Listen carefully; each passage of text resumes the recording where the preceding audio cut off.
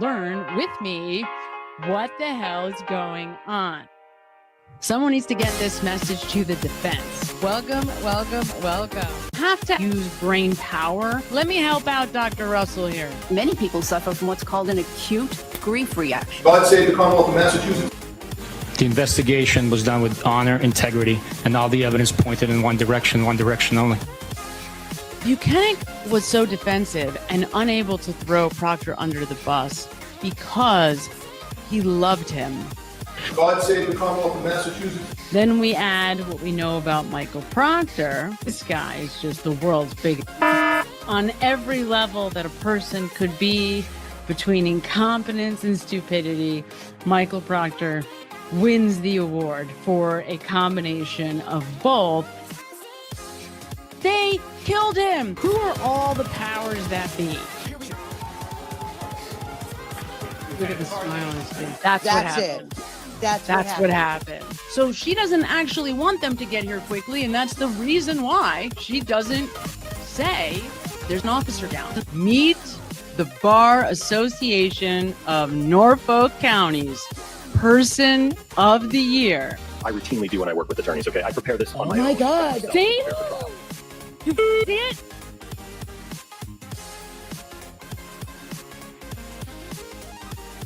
It is undeniable. God save the Commonwealth of Massachusetts. Holy you guys.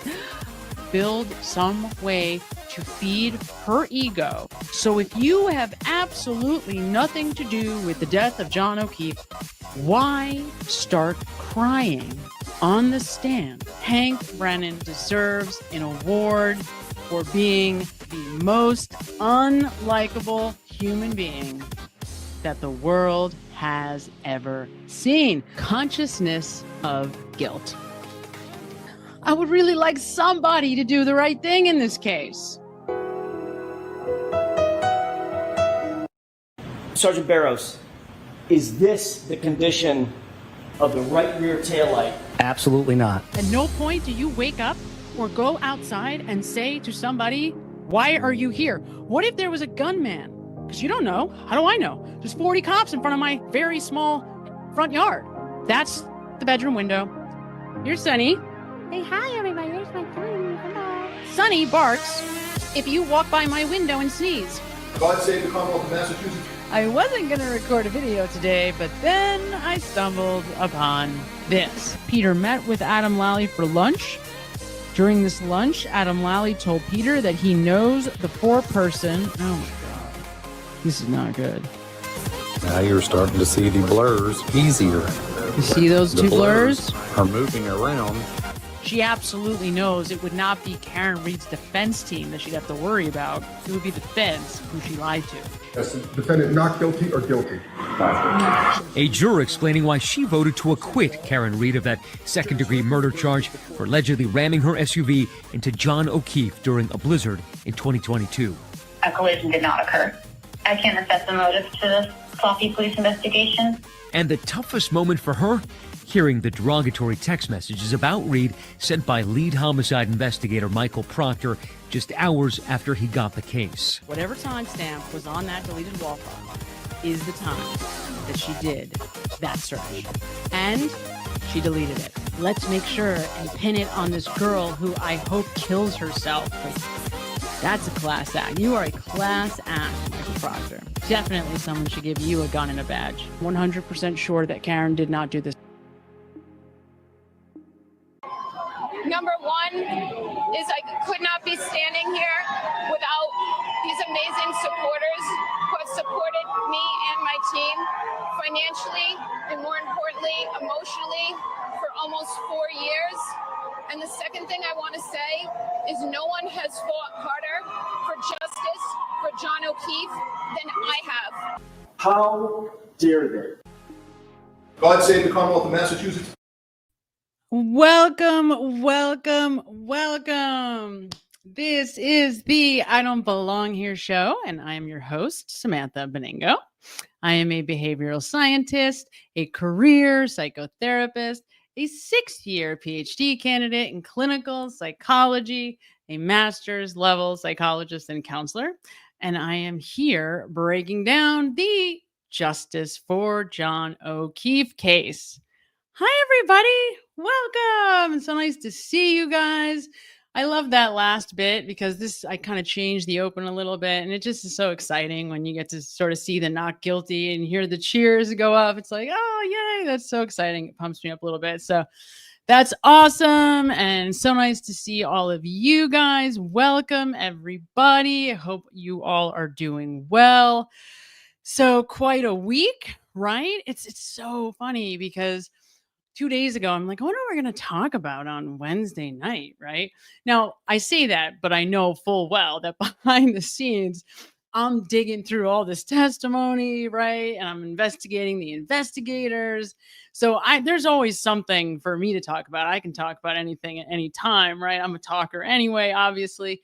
And there's a lot, right? I mean, sometimes I get so like just in analyzing Brian Higgins, I'm sitting there and I'm like, how am I ever going to present this? This analysis will take days to go through, right? So there's plenty, but of course there's a lot, right? So we have the rehoming of basically the entire investigative team from the district attorney's office. We've got everybody, right? Like, so the entire office. So Tully was rehomed, obviously Buchanan, Proctor, who I know is appealing his decision. What great, good job, good luck with that. Then you've got Kakowski is rehomed. We find out that DeChico is rehomed. Like the entire unit has been disbanded, and rightfully so, right? I mean, what a culture of misfits, like the worst group of guys on the planet. And we're going to hear this tonight. So I've been trying to find some place where you didn't have to pay to get the entire Michael Proctor interview from ABC, but it doesn't exist.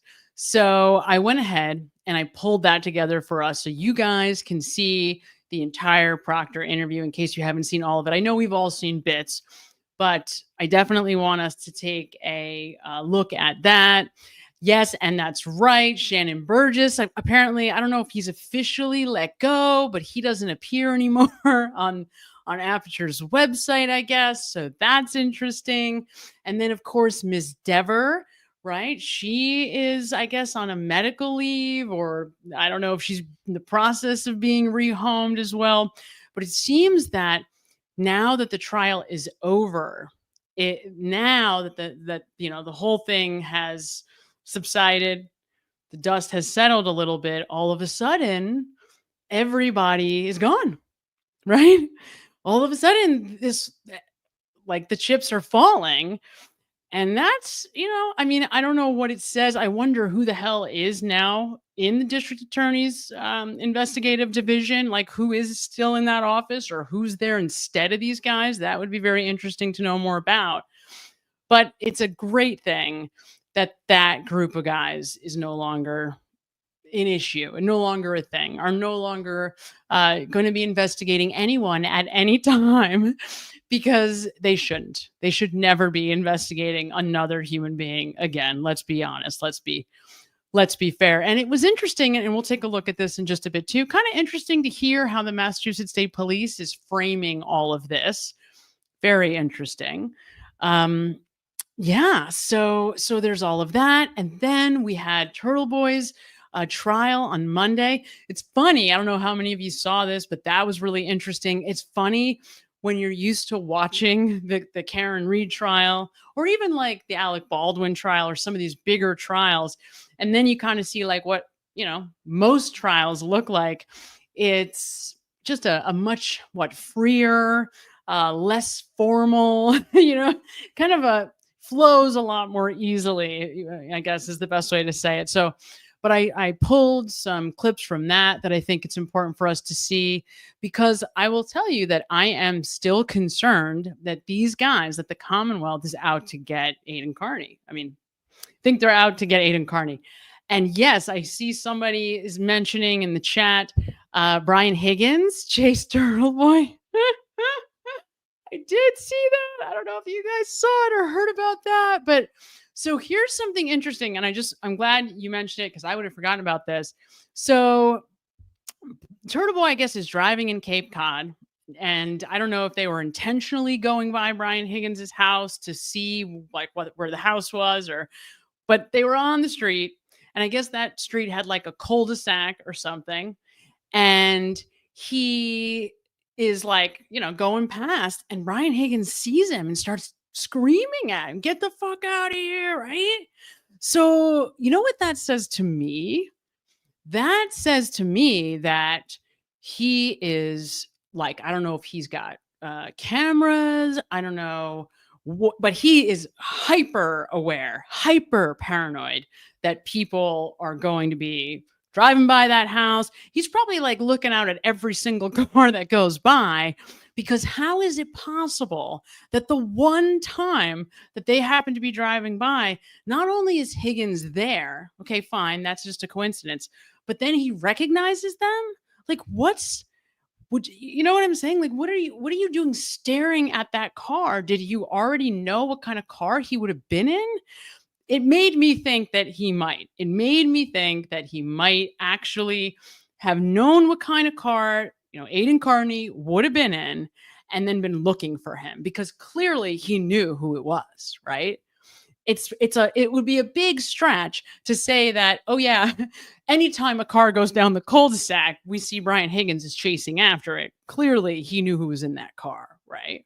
But it's crazy. It's crazy.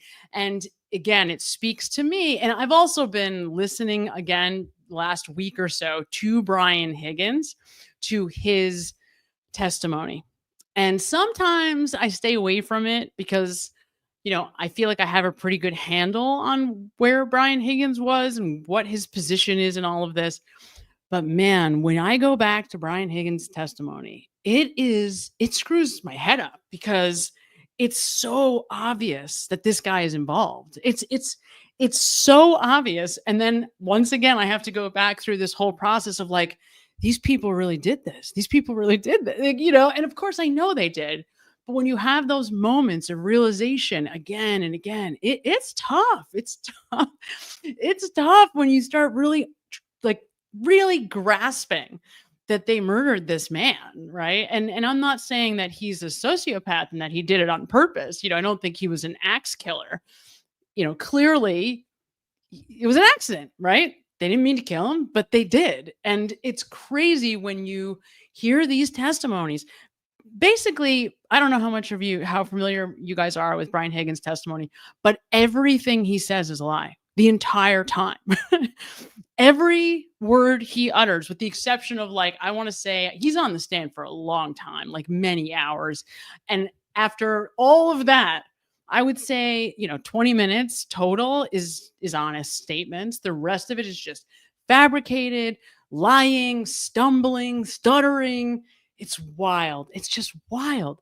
So, and because I don't have any questions that he was involved, the questions that I still have are really more about the details, right?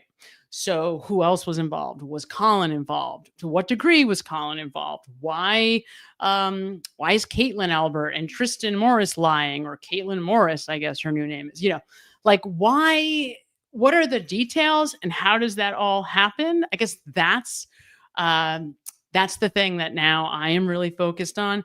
But it's interesting. I will also tell you that I can't let go of Colin Albert being involved. I just can't. I've tried completely. I've come all the way around and said, maybe this kid just wasn't involved. But when I go back through all the testimony, and when I say all the testimony, I am including, what's her name, Nagel and Sarah Levinson. And I'm telling you, Colin has some involvement. I don't know how, but Colin has some involvement. So very, very interesting. Very, very interesting. And welcome. God, welcome. What are you guys looking at? What are you guys watching? I keep thinking, should I be, okay, I will just side note, travel down this road for a moment.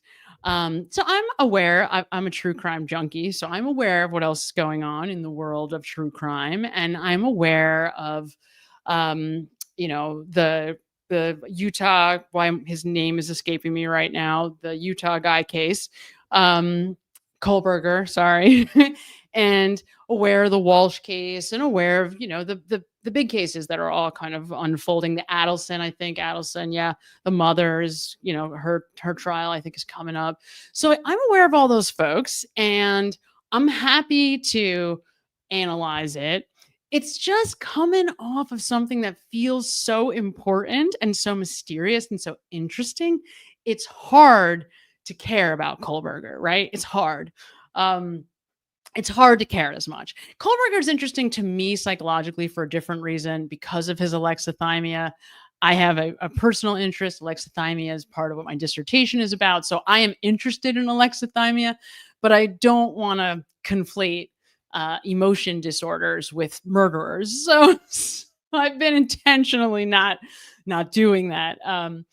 Steph sells stuff by the seashore. Welcome. Sends $9.99 and says, you are absolutely brilliant and totally righteous. Super happy to catch you live. Here's a small token of my appreciation. Well, thank you so much. Steph sells stuff by the seashore. If I say that enough, it'll just be all S's. But I very much appreciate you being here. So yeah, I mean, and that's the thing. So, and alexithymia is, it's a disorder where it is not a psychological disorder in that it's not a mental health. How do I want to say this? It's not in the DSM. It is considered a medical illness. It is often a symptom that accompanies several mental illnesses, like schizophrenia can be a symptom, or schizoaffective disorder, autism spectrum disorders. But alexithymia is essentially, there's not much emotion variation. So Kohlberger is a pretty great example of alexithymia, although it's hard not to project onto that face, right? Because he looks like a serial killer, right? Let's be honest. When you look at that face, like he looks, something doesn't look right. So anorexia is when you deny yourself food. I think that's what someone's confusing alexithymia. Alexithymia just means that there's not a lot of variation in my emotional experience. And the thing that most people don't know about emotion is that emotion is very intricately tied to many other aspects of your life, many other physiological functions. And so, for example, motivation, whether or not you stay here with me and, continue watching this, or you get up to go stir the sauce in the kitchen, believe it or not, that is a function of emotion. And so if you have alexithymia, the challenge is that there's no particular emotion in one way, in one place or another. So motivation is really challenging. And that's what makes Kohlberger interesting, right? Because if you think about it, like, why might someone who can't feel emotion be attracted to murdering somebody else? Well, because if everything else in the world is dull and gray, and this really extreme behavior gives me something, it gives me a jolt, then it would be a potentially attractive place to put your, attention, right? And I think that's what happened with Kohlberger. That's my guess. My guess is that when you are, no empathy is different than alexithymia. No empathy is sociopathy. So no empathy is a little different. And whether or not he's a sociopath, I mean, we could certainly argue that just based on his behavior, right? But I don't know. I've been trying to find, just because of my own interest, I've been trying to find interviews with Kohlberger. All I could find was when he got pulled over a few times. So if anybody knows where there's like a more meaty interview where we get to hear from him, that would be amazing, because then I could tell you, is this a sociopath versus is this a figment of alexithymia? Very hard to say. very hard to say just without having much more information. But very interesting, right? Because when you study emotion, what you realize is that, God, emotion is so much more than just like how we feel, if we're happy or if we're sad, right? Emotion is what drives everything in your life. So if you can't feel emotions, it's a very difficult way to live. Very, very difficult way to live. And if you know anybody that really does have alexithymia, you know how hard life is. It's hard. It's essentially you're living on a full diet of depression and anxiety. And so any escape from that, people look for any way out of that, basically. So that's my little tangent. And yeah, so, if you guys are interested in any particular case, I've had some people mention Adelson, happy to look at that. But again, it's really hard when you don't have their words. You can't, I can't really know who that guy is. I can't know who Kohlberger is if I don't hear from him. So yes, that's right. Kit Gracie, dyslexic angle says, so he's emotionally lobotomized. Yes, he's emotionally lobotomized. Correct. Right. Yes. So alexithymia means that you cannot register emotion. And actually it's a physiological disconnect. So what you'll see is people will manifest physical issues. Like they'll say my stomach hurts, or I have a headache, or I have ringing in my ear, instead of I'm sad, or I'm angry, or I don't like this, or I don't like you. Right. So it's tough. It's a really, really tough thing to have. Very, very dark place to be. And so what the work is when you're psychologically working with those folks, you got to connect the physiology so that they can kind of move past it. And it's really, really, really tough. Becky FKA, as a sassy girl, I'm having a hard time letting go of the John O'Keefe case too, right? And you know why? I mean, for me, because it's not settled. There's nobody's being held responsible. And how crazy is that? This is a Boston police officer. This is a guy, the full court press should be all over this. What the hell, right? Why aren't the feds more involved? Why aren't we doing more to figure out? And I know the answer to the question, not about the feds, but I know why, the DA's office has convinced the family that Karen Reed did this. Could you imagine Michael Morrissey going back now to that family and saying, we were just kidding. Yep, we're kidding. We were kidding. We don't really think Karen Reed did this. We think somebody else did this, right? And there's no way that's happening. So we're either going to have to get Michael Morrissey out and a new group of investigators in, or the feds are going to have to get involved again, right? So, we'll see. Yeah, so how do I say this? Ruxby, I think that's right. Ruxby sends $4.99 and says, would love your analysis of all of the Higgy tearfulness. Yeah. So I've talked about a little bit before, and I was just saying, there's so much with Brian Higgins. A lot of the Higgins tearfulness is he feels responsible. Brian Higgins holds himself responsible for what happened to John O'Keefe. Now, whether or not objectively that's true, whether or not if we all had the entire story, if we would all agree that Brian Higgins is solely responsible for who killed John O'Keefe, I don't know. But I can tell you that he holds himself responsible and feels terrible guilt, overwhelming guilt. That's why you see him crying when he's talking about, the nephew, playing video games with John's nephew. He also is crying when, and Alan Jackson, Alan Jackson I've gotten to know his style and really what makes him an incredible attorney now that I've seen it over and over again. He does this amazing thing where he gets all these witnesses. So these witnesses, with Higgins, he thinks that he knows generally where Alan Jackson is going to go, right? He knows that Alan Jackson is going to say, did you see a body on the lawn? So he's prepared for that.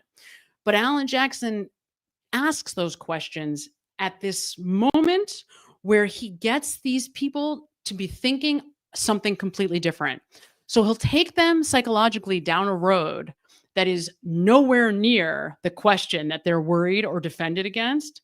And then all of a sudden he throws that question in when they don't expect it. And you see that time and time again, he gets them. And he does that to Brian Higgins beautifully. And that's another moment where we see Brian Higgins cry and say, if I did see him on the lawn, I would have done everything I could to save him or something like that. And I believe that's true. I believe that Brian Higgins did try to save him. And that's the part that drove me nuts, right? This is the part that really drove me nuts for a long time. I could not put the pieces together. I couldn't understand why the people in the house would put John out to die in the snow.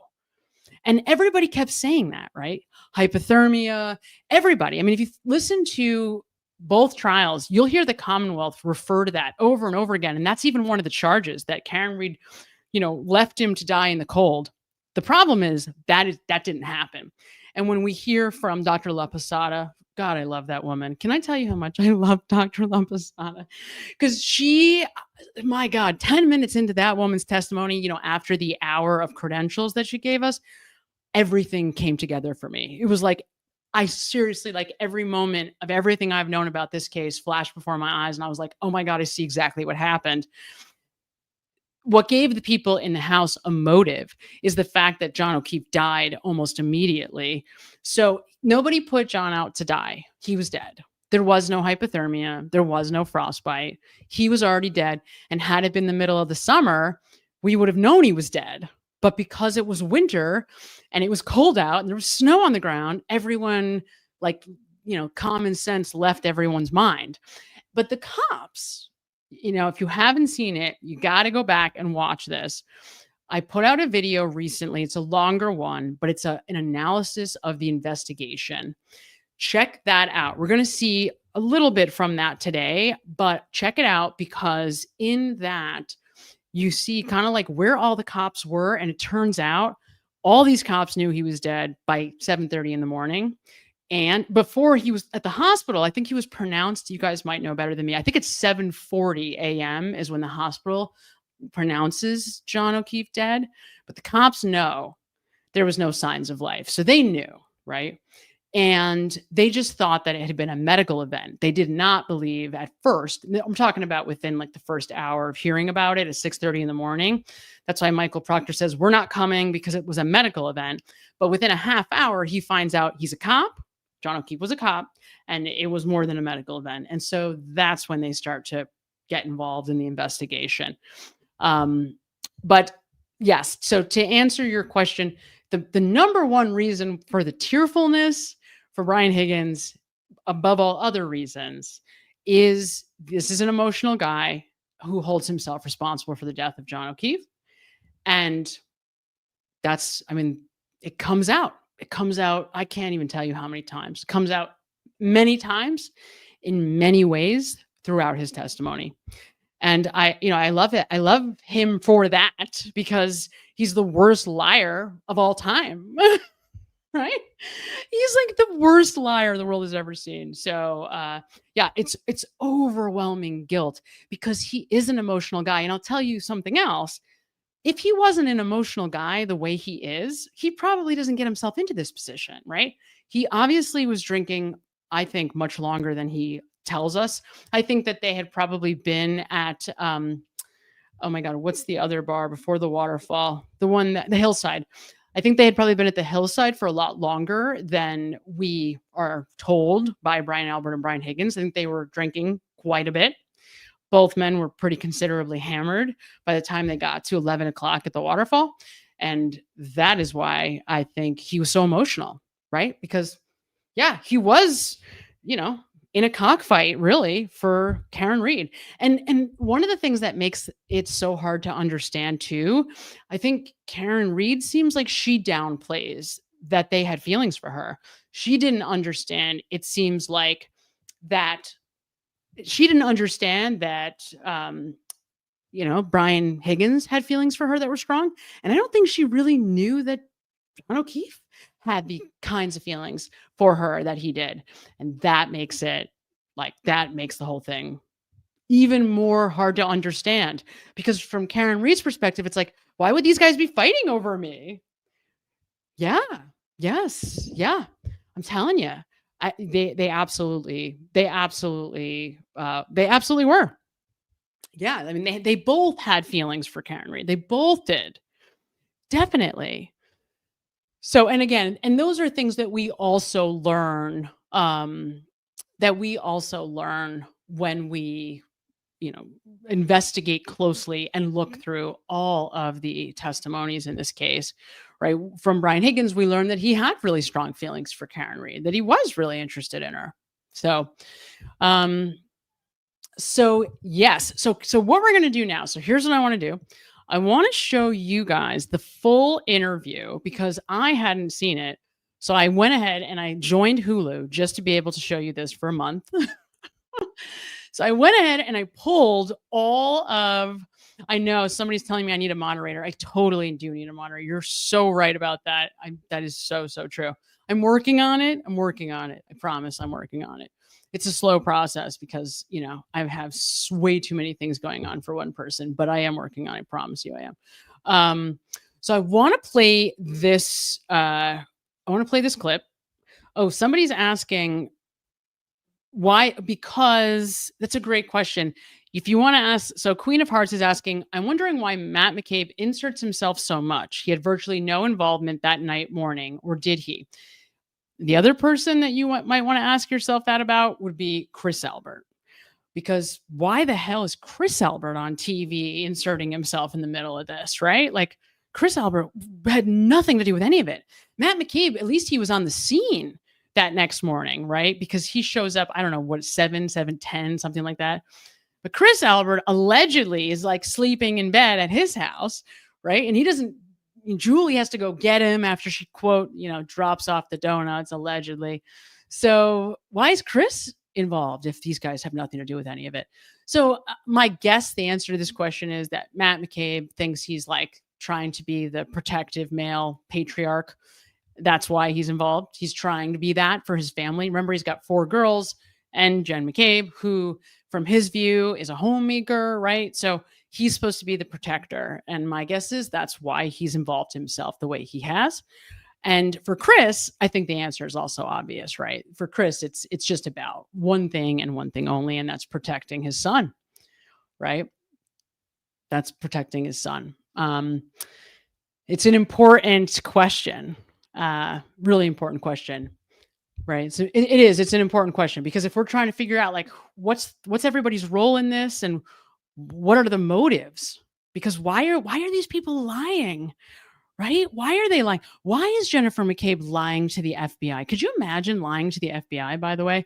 And it's Matt that says, yeah, sweetheart, you might want to not do that. So, very, very interesting. And another thing I'll just mention before we play this, because there's a lot I want to try to get to. I never get to everything, but there's a lot I want to try to get to tonight. The more that you watch Adam Lally, God, you guys, I really can't stand Adam Lally. I am really to me, he is the most representative scumbag the world has ever known. Like, at least Hank Brennan, Hank Brennan is just an in-your-face scumbag. Like, I don't think he's pretending not to be, right? I mean, he is just the most unlikable person, and it's just really clear to everyone.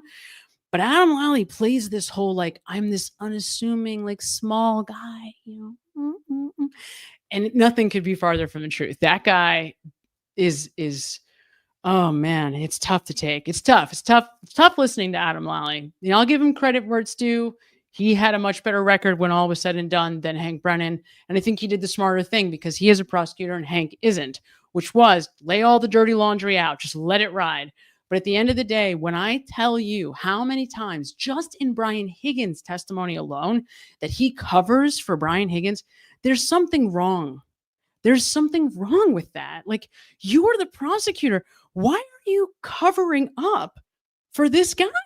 It's wild. It's really, and I guess with Hank, we don't see it as much because he didn't call Hank Brennan did not call all those witnesses.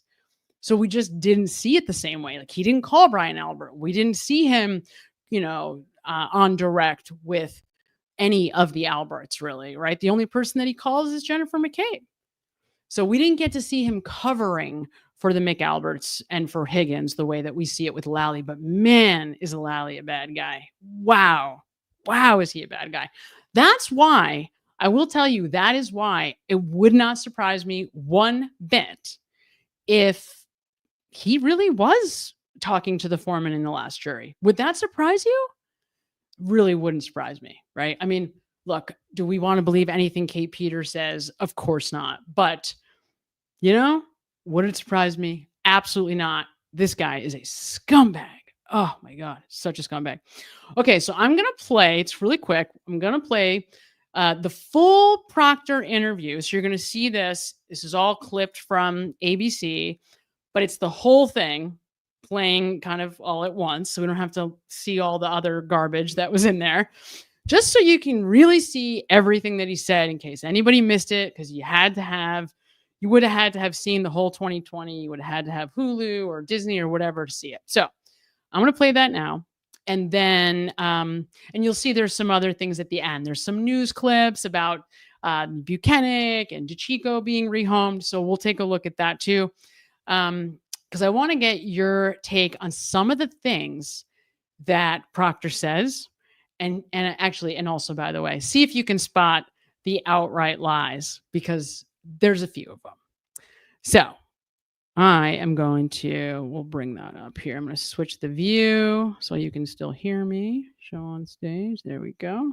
This man will be at the center of the investigation and the controversy, speaking out for the first time. People need to know what has been going on. They need to know the truth. They're only hearing one side here. Change the nature of the investigation when you know that the deceased is a cop.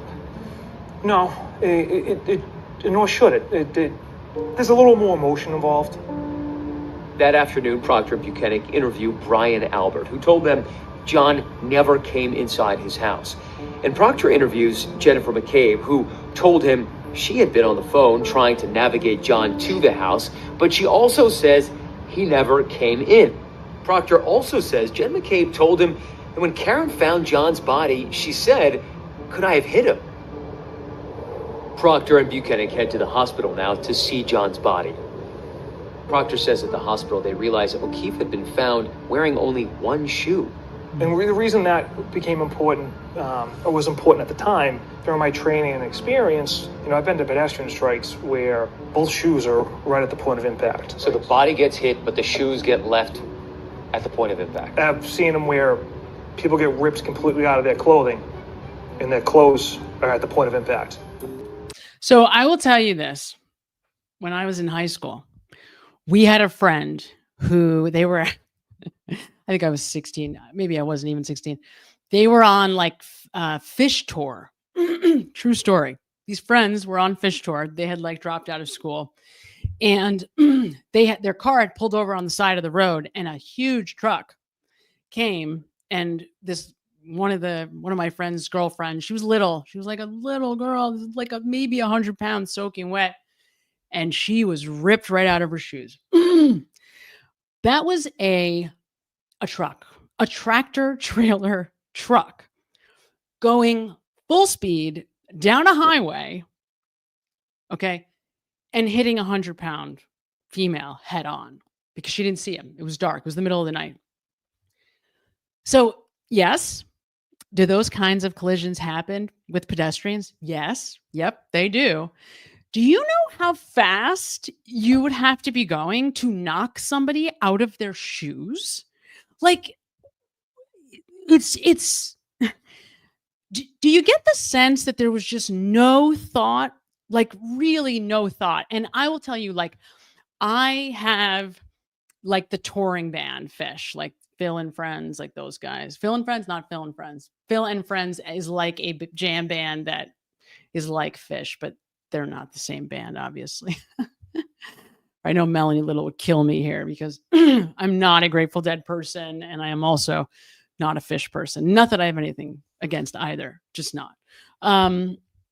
But to me, these guys, like, and I'm telling you, I have done all of the digging to find out the answer as to when these guys, what point of the day on January 29th, did Michael Proctor decide that Karen Read, without a doubt, was the person responsible for the death of John O'Keefe? When he left the interview with Jennifer McCabe and Brian Albert and was on his way to the hospital, that is the moment. That is the moment. So by noon, not by 10:52 p.m. when he's text messaging his buddies, but by noon, he's not even been on this 6 full hours. And him and Buchanan have already decided that Karen Read did this. It is hands down. That's it. And like we've talked about this so much, right? So what happens when you have a belief that's really strong? So then you go to the hospital with this in your head, listening to Jennifer McCabe, my God, right? And then you see one shoe. And that's the reason why the two of them just keep harping on the one shoe business. Now, the other question about the shoe, and I'd love to know your guys' thinking on this. I would love to know this.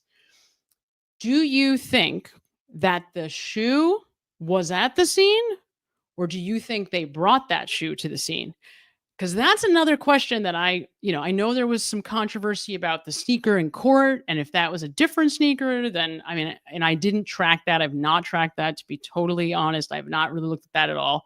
I'm sure some of you know a lot more about that than I do.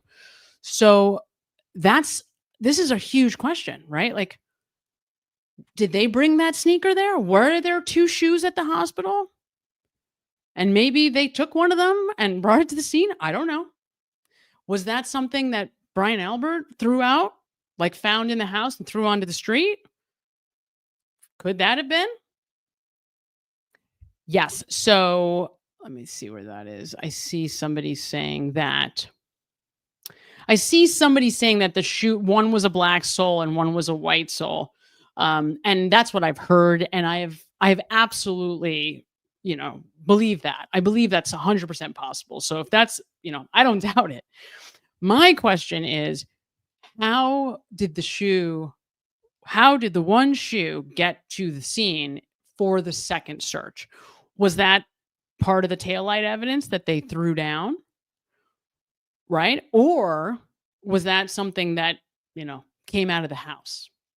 Yes. And people ask that all the time. Where are the socks? Great question. Where are the socks? Very bizarre. And clearly, if there's two different shoes, that's a problem. Right? That is definitely a problem. And so here's the thing, and something else that you should know about, because this can get tough, right? I think if you think about this too much, you can drive yourself crazy. You can go in circles. So the search team shows up at 5:30 to do the second search, but the way that they searched is so important to understand. So what they were doing, and by the way, they don't touch the lawn, right? They only are searching in the street. And what they're doing is they're taking their shovels, they're picking up mounds of snow, they're putting that snow over somewhere else, and then they're sifting through the snow. And then if they find evidence, they approximate where they found that evidence, right? Wherever that person picked up that mound of snow in their shovel, then they approximate that it was somewhere around there. So that's a really important detail, because even if whatever evidence they found was buried under snow, you have to figure that they are literally burying it themselves. They could have literally picked up a mound of snow, someone throws down the shoe, and then they put a pile of snow on top of the shoe. I mean, that's how crazy this is, right? Because, right, as people are pointing out, Brian Tully's the guy in charge at the search. Brian Tully, who, let's be clear, is the most evil of them all. And it's not even close, right? I mean, does anybody have any doubt whatsoever that Brian Tully is responsible for all of the world's evils? I mean, this guy is a bad guy. Bad guy. Yeah, very bad guy. Welcome, Sherry D. I'm trying to figure out how to welcome you and put you on the screen, and it's not working. Welcome. Thank you so much for becoming a member. I love having you. So, super happy that you are here, and welcome. Okay, so let's keep going. It's a large housing unit, so A significant chunk is missing from that taillight. What did she tell you happened between? So here's another, right? How about this? A significant chunk is missing from that taillight. So that's interesting, right? That's an interesting way to talk about the shattered taillight all of a sudden. Now, all of a sudden, we're talking about a piece missing, right? That's a little suspect. Her and John O'Keefe that night. That she went see McCarthy's, where she met John and some of his friends, and then went over to the waterfall and met a group there. And that they were, it was Jen McCabe invited them back to Fairview Road. Based on the investigation, what does the evidence tell you happened on January 29th to John O'Keefe? It would be later in the day that collectively, as we all met as a unit, that you had the one shoe found at the scene, taillight pieces at the scene, the one shoe at the hospital, her statements, did I hit him? Could I have hit him? We were very confident. We knew that what had transpired. Yeah, I mean, look, Proctor's not the sharpest tool in the shed, right? He's just not. He's not. I mean, look, that is the overwhelming sort of like, if anything screams at you from listening to Michael Proctor for any length of time, it is that he's just not the smartest guy in the world. But that's the thing about Michael Proctor. He really was a fall guy here. He took a very significant hit. I mean, you would think that would give him a reason to rat everybody out. But the way that he's talking about all these guys, he's still using we. And if you notice that Buchanan, whose testimony in the second trial I labored over, I ended up spending hours on the Buchanan's testimony. It's kind of a long story, but maybe someday I'll put that out. But it's a long video. And Buchanan loved Michael Proctor, loved him. That was his buddy, his boy, the guy in the trenches with him. So there's no world where Buchanan was ever going to throw Michael Proctor under the bus. These guys were really close. This whole unit that they just broke up, they were really close. And to me, Michael Proctor was Brian Tully's bulldog. This is a guy who's going to do whatever he's told, and he's going to do it with a smile on his face. And that's right. Maybe the most compelling evidence of all that maybe it was Proctor and Buchanan who showed up at the CERT team search with Brian Tully. Here's the thing. Nobody ever asks anyone. Nobody ever asks Tully. Nobody ever asks O'Hara. Nobody ever asks, not on the defense, not the prosecutors, who was with Brian Tully. Nobody asks. You wonder why they didn't ask, right? I heard Alan Jackson answer that question, actually. And we can watch some of that if you want to, because that was a great interview with Turtle Boy last weekend. And he does answer that question. He says it just wasn't that important at that moment. I didn't care essentially who they were. But I care. I want to know who those cops were, right? Was it Buchanan and Proctor that show up at the scene at 34 Fairview? Certainly it would make sense, right? Which was Karen Reed backed her Lexus vehicle into John O'Keefe. But it's not just John O'Keefe's friends and acquaintances inside that house that night that the defense is accusing of participating in this cover-up. They also set their sights on Massachusetts State Police Trooper Michael Proctor, the lead investigator in the case. The defense claims that Proctor, a lifelong resident of Canton, is close with the families inside that house that night, the Alberts and the McCabe's, and therefore he's biased and prejudiced in their favor. These are claims the state completely rejects. Had you ever heard of Brian and Nicole Albert? Did that ring a bell? So I heard of Brian Albert. Never met him until I interviewed him. I don't believe that. So this to me is a lie. And there's a lot of reasons why I think it's a lie. Number one, he doesn't use I. There's no ownership of what he's saying. Number two, never never is always pretty suspect, right? When people say, I never knew them, because we already know, he just told us that he did obviously know who Brian Albert was. I mean, for sure. Understand that Courtney Proctor is his best friend, right? His sister is his best friend, and sister's best friend, right, is Julie Albert's sister. So he wants us to believe these are loose connections, but they're not loose connections. They're very close. Like, the most significant person outside of his wife and child to Michael Proctor in the world is his sister, right? And the sister is so close with Julie Albert's sister that Courtney Proctor speaks to Julie Albert, 60 times in 6 months, and Julie doesn't even think that they're really friends. Yeah, it's nuts. Now, Proctor tells me he did know Brian Albert's brother, Chris, and wife, Julie, who'd been at the Waterfall Bar. But you knew Julie and Chris Albert? Yes, through a distant relationship with my sister. Did you know Jen McCabe? No. And McCabe's? No. No, never met the McCabe's before. So I don't believe that either. So here's, right, distant, right, distant. Yeah, I knew Julie and Chris distant. Okay, so that's absolutely not true. We know that, right, the Michael Proctor's mother, these two families are so close that they know each other from hanging out in the summertime at Michael Proctor's mother's pool. We also know, because he just gives it away, that he had also met Jennifer McCabe.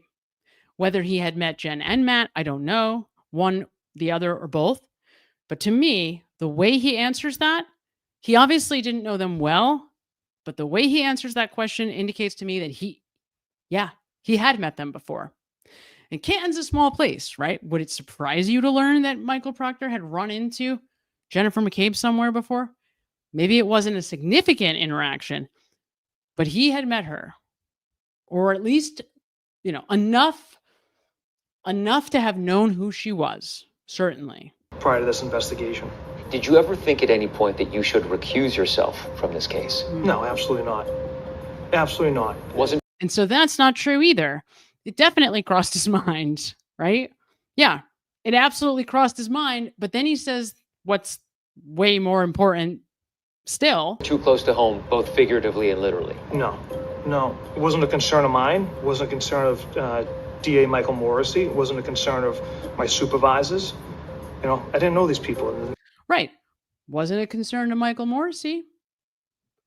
Wasn't a concern to Brian Tully.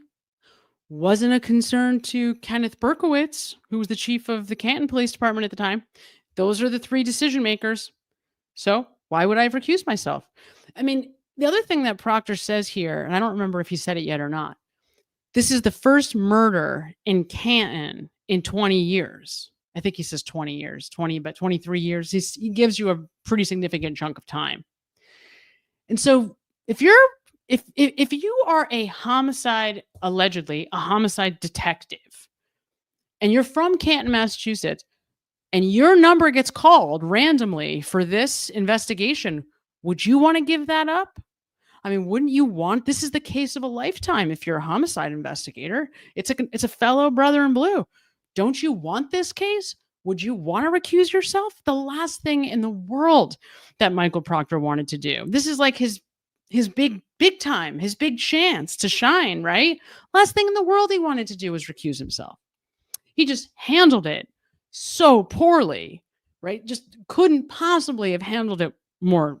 I mean, it just doesn't get worse. Like I've said many times, if you would want a textbook on how not to run an investigation, this is it.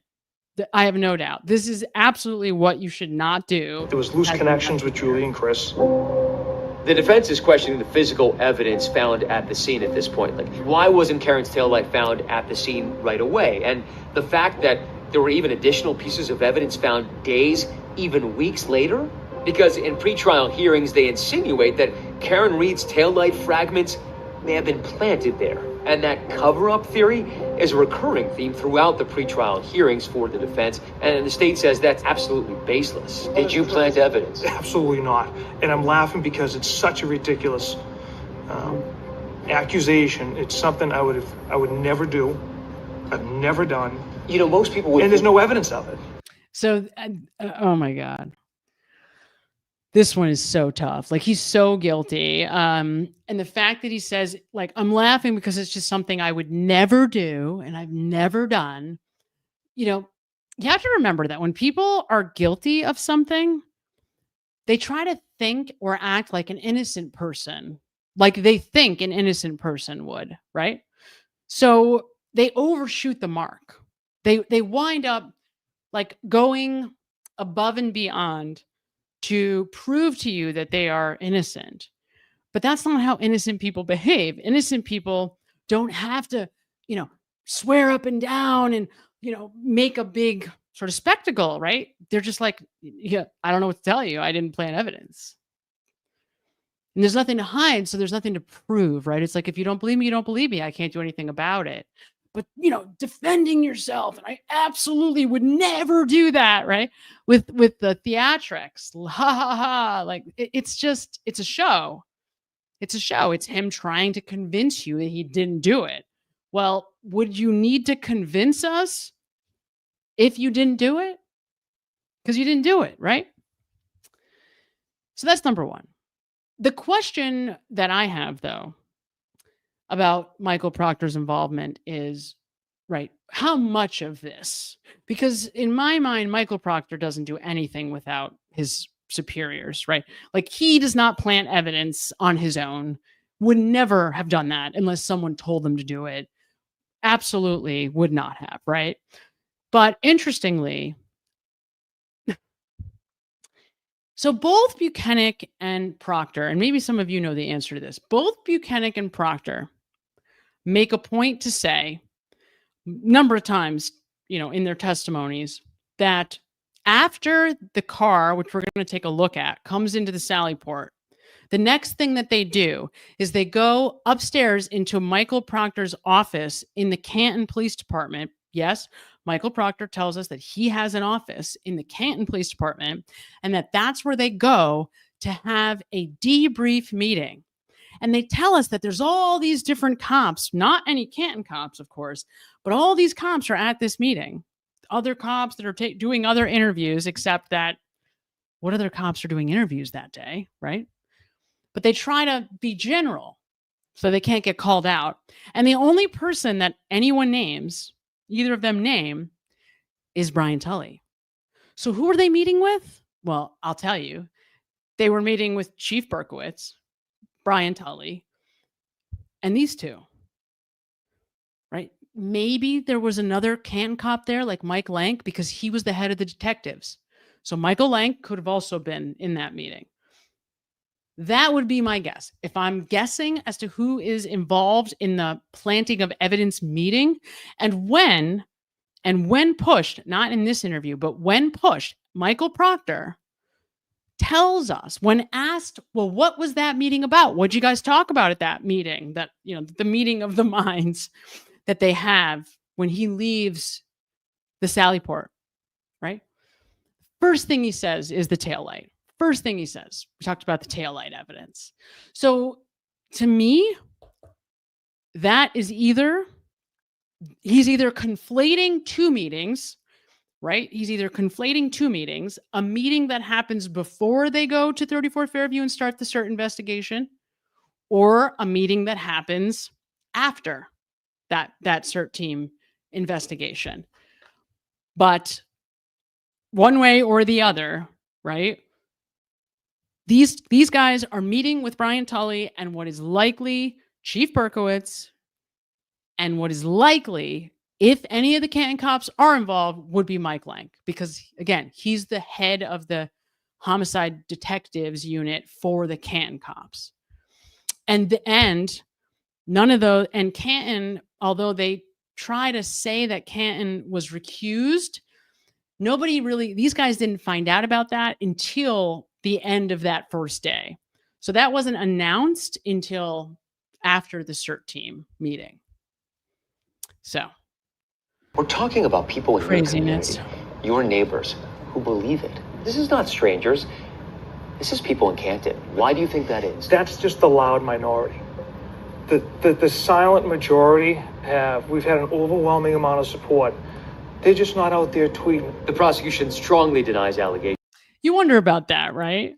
Like, I get the sense that Michael Proctor believes that part, that he believes that the people in my community support me. They're just not the ones out there tweeting. Like that sounds like something he believes, or at least he's tried to believe or told himself over and over and over and over again. Of a cover-up, allegations of planting or mishandling evidence, and allegations that Michael Proctor has close ties to any of the witnesses in the case. Very early on, Alan Jackson told me that he could not understand why it was that every time that you went back to the scene, new evidence would materialize. He found that very suspicious. Maybe you didn't read the weather report I provided in my reports. Which indicated? Over the next week to 2 weeks, temperatures range from 30 to 60 degrees with heavy rain. Snow melts at a rapid pace, and the more snow that melted, the more evidence unearthed itself. So here's something interesting that I just learned. I just learned this today. That, and some of you probably already know this, that when it comes to the taillight evidence that they would find that would reveal itself in the days that followed, the defense team, there was no reports about that. None of those searches. There was no reports. There was nothing turned over to the defense that said anything about these searches. And at the grand jury, like David DeCicco, for example, there's that guy again, right? Who we learned is rehomed and was rehomed in January. Also a member of the DA's, detectives unit at the time. DeCicco at the grand jury doesn't mention his trips to 34 Fairview to uncover taillight, right? Nobody at the grand jury mentions it. Nobody. The only reason why the defense learned about those extra taillight trips to 34 Fairview, like the one where Berkowitz just happens to be driving by and sees a giant, like the biggest piece of all. The only reason they know it is because it's on the evidence bags, the actual evidence bags, the paper bags that we've all seen. I think I have some images of it. I can bring it up here in a minute. It was written like DeCicco. His name is on it. It has the date and it has, taillight pieces. So that's how the defense wound up finding out that they would go on for days and weeks to come and find taillight, right? It would just keep revealing itself. So the reason why, Alan Jackson didn't read it in a report is because it wasn't in a report. Maybe it was in a report 2 years after the fact.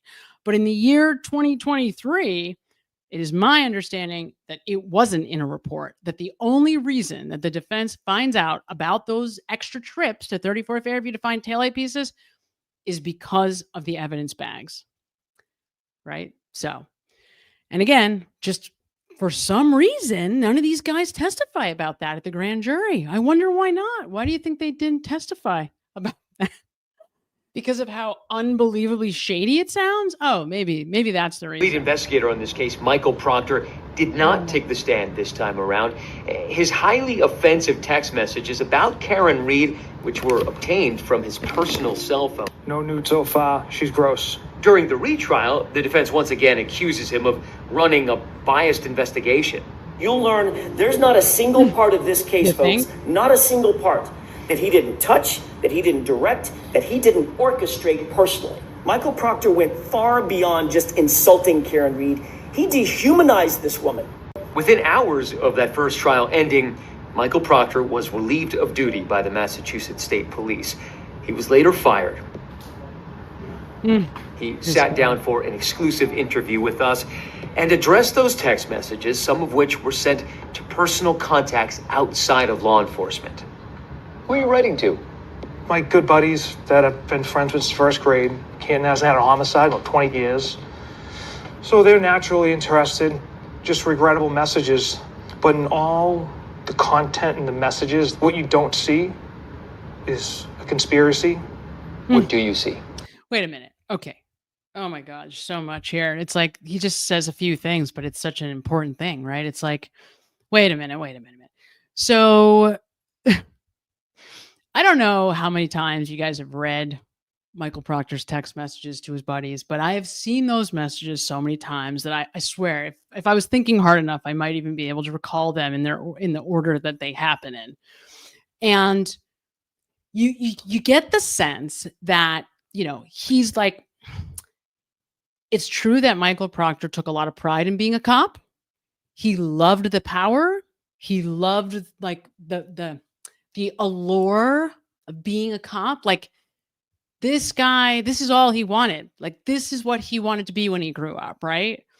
And so, yeah, it is devastating when he gets that badge and gun taken away. It's devastating. It truly is devastating. That's why he's appealing it, because it's devastating.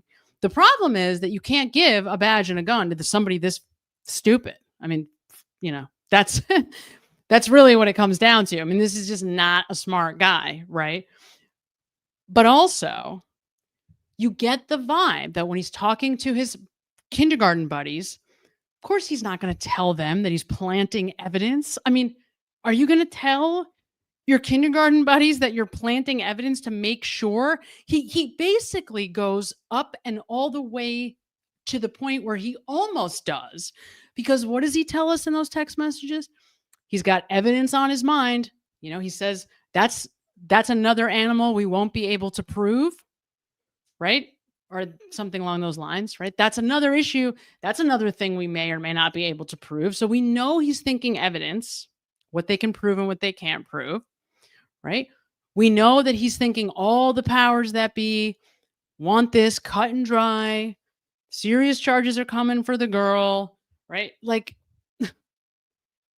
he basically does everything but tell us that they would plant evidence, right? He believes he's got the right person. So why not do everything you can to shore up that conviction? From Michael Proctor's perspective, he's 100% convinced. I see Aaron Reed, someone who's caught up in the moment of investigating, a fellow police officer and just saying inappropriate things. Can you see why people called you sexist and misogynist? Yeah, absolutely. Yeah, I could 100% understand why. As those text messages are entered into evidence, prosecutors begin to address the defense's claims of bias. And they ask Proctor about the integrity of his investigation when he takes a stand in the first trial. What, if any, impact did that have as far as your investigation was concerned?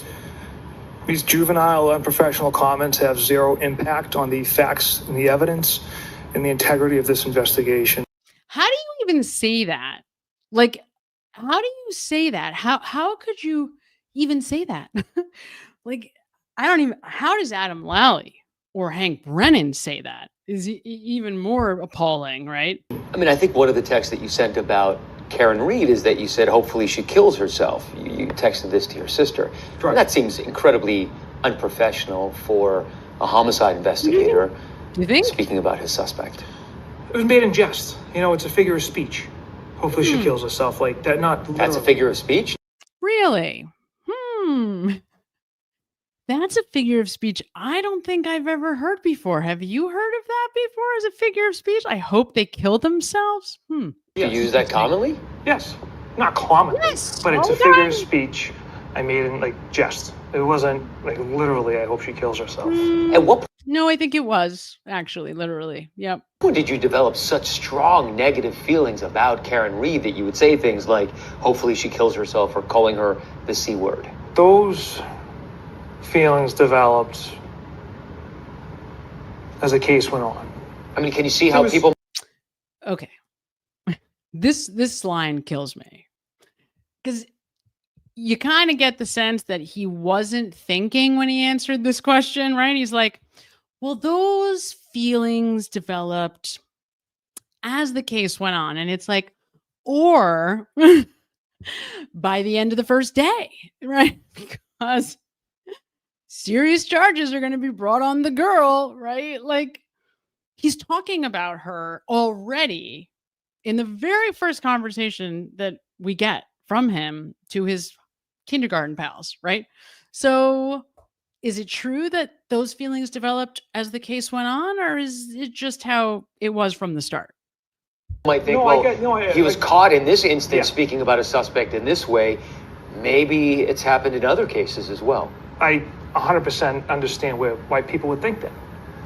But when you have, a fellow police officer around my age, 2 kids of his own, it generates an emotion. And I express those emotions in a negative way, which I shouldn't have. I shouldn't even been texting my friends anything. That's right. Some of his texts were with colleagues, including 2 superiors. When we first got into her phone, the number one thing I wanted to review was location data, text messages.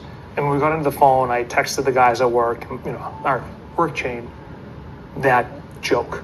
No nude so far, guys. Right. Okay. How many of us think that was a joke? How many of us think that Michael Proctor wasn't going through Karen Reid's pictures? You're talking about completely inappropriate text messages that show a complete bias in the investigation. And Proctor is sending these to his supervisors. And he's not being admonished for it. Like, what's going on here? Is this business as usual? Is this being adopted and Business as usual in the district attorney Michael Morrissey's office? Just to be clear, that's this is the office that we're discussing, right? This is all happening at the DA's office. accepted by other members of law enforcement? Does the bias of one investigator or the exhibited bias, does that compromise an entire investigation? No. But let's think about that. Does the exhibited bias of the lead investigator, does that compromise the whole investigation? Was it just the lead investigator? But certainly it could. Absolutely it could. 100% it could. Yep, absolutely. could that bias have led to additional mistakes?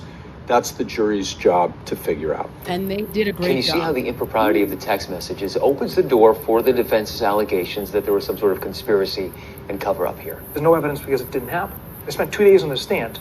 That was Alan Jackson's opportunity to bring that up and question me on it. Specific. So this is interesting. I'd have to really go back because honestly, when he said that, remember, he's not under oath. So anybody can say anything on ABC, right? Michael Proctor, Brian Albert, Nicole Albert, anybody can just say whatever they want to Matt Gutman. You know, no one's coming to get them if they lie. So, but I don't remember, maybe some of you do, I don't remember what Alan Jackson's cross of Proctor. I mean, okay, that's not true. I do remember. I remember him hammering Proctor on the text messages. Hammering. I mean, just hammering. As far as planting evidence, I'd have to go back and look because I just don't remember that. But what I will say from hearing Alan Jackson, even recently, right, when he was talking to Turtle Boy last week, was saying, you know, all I had to do was make it possible. All I had to do was make it possible by pointing out that the Lexus, Karen Reid's vehicle, was in custody of the Commonwealth before that CERT team starts. That's all I had to do. And he's right. Right? Because again, Alan Jackson's job was not to prove who murdered John O'Keefe. It was to make sure that Karen Reid was not convicted for something obviously she didn't do. So he didn't have to try to figure out exactly, you know, to plot the evidence and who exactly changes, what changes hands when. But it's pretty interesting that there are 4 people, 2 Canton cops, and 2 state police officers that show up with Brian Tully during that CERT team investigation and that investigation. So it's really interesting. I mean, I have really labored over this. So Kevin O'Hara tries to tell us that this CERT team investigation starts at 5:21. Okay.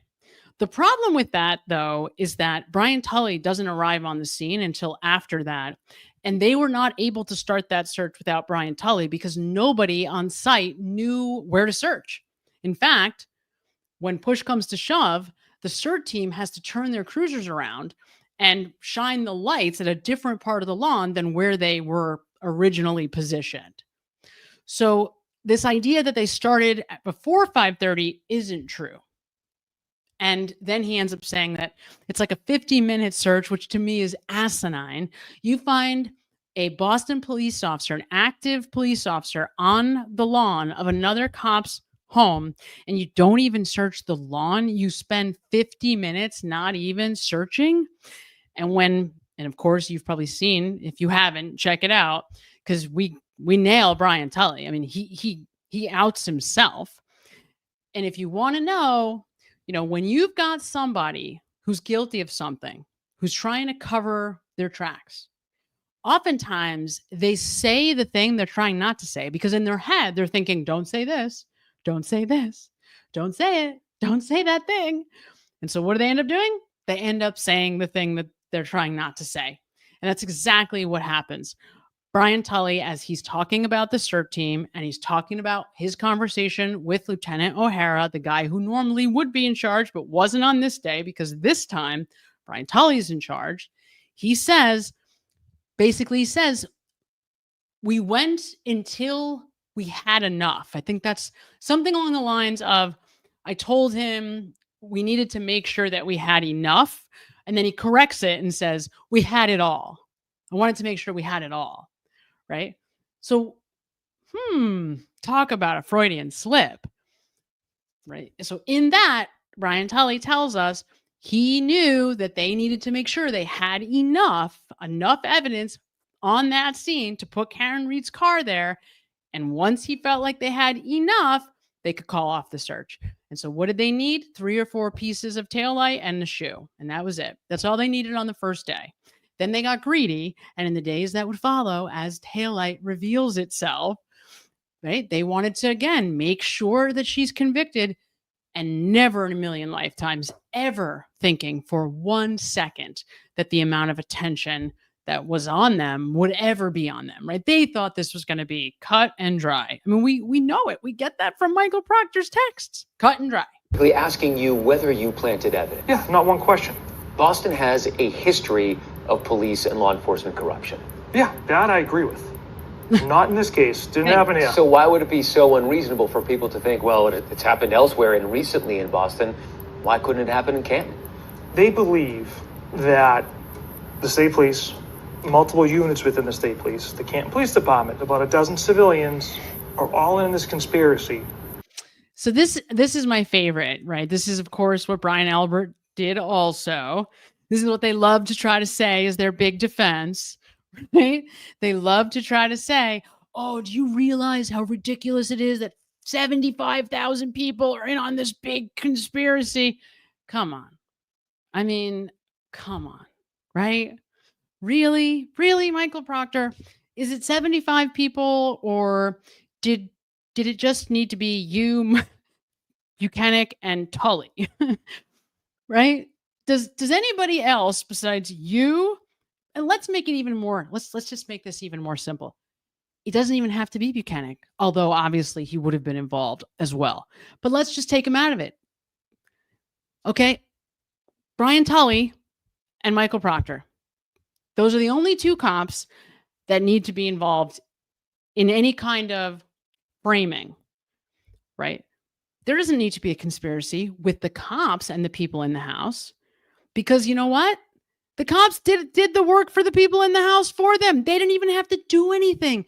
The cops just did it for them, because these cops are so stupid that they just believed everything that Brian Albert and Jennifer McCabe scripted. Everything Brian Albert scripted, really, right? Because Jennifer McCabe didn't do anything without Brian Albert's approval, co-signing pre-scripted statements from him. So really, this was all manufactured by Brian Albert. And you know what? Did a beautiful job. You got to give the man credit, because these morons just bought it hook, line, and sinker. And then they didn't have to do anything, because the moron crew from the DA's office did it for them.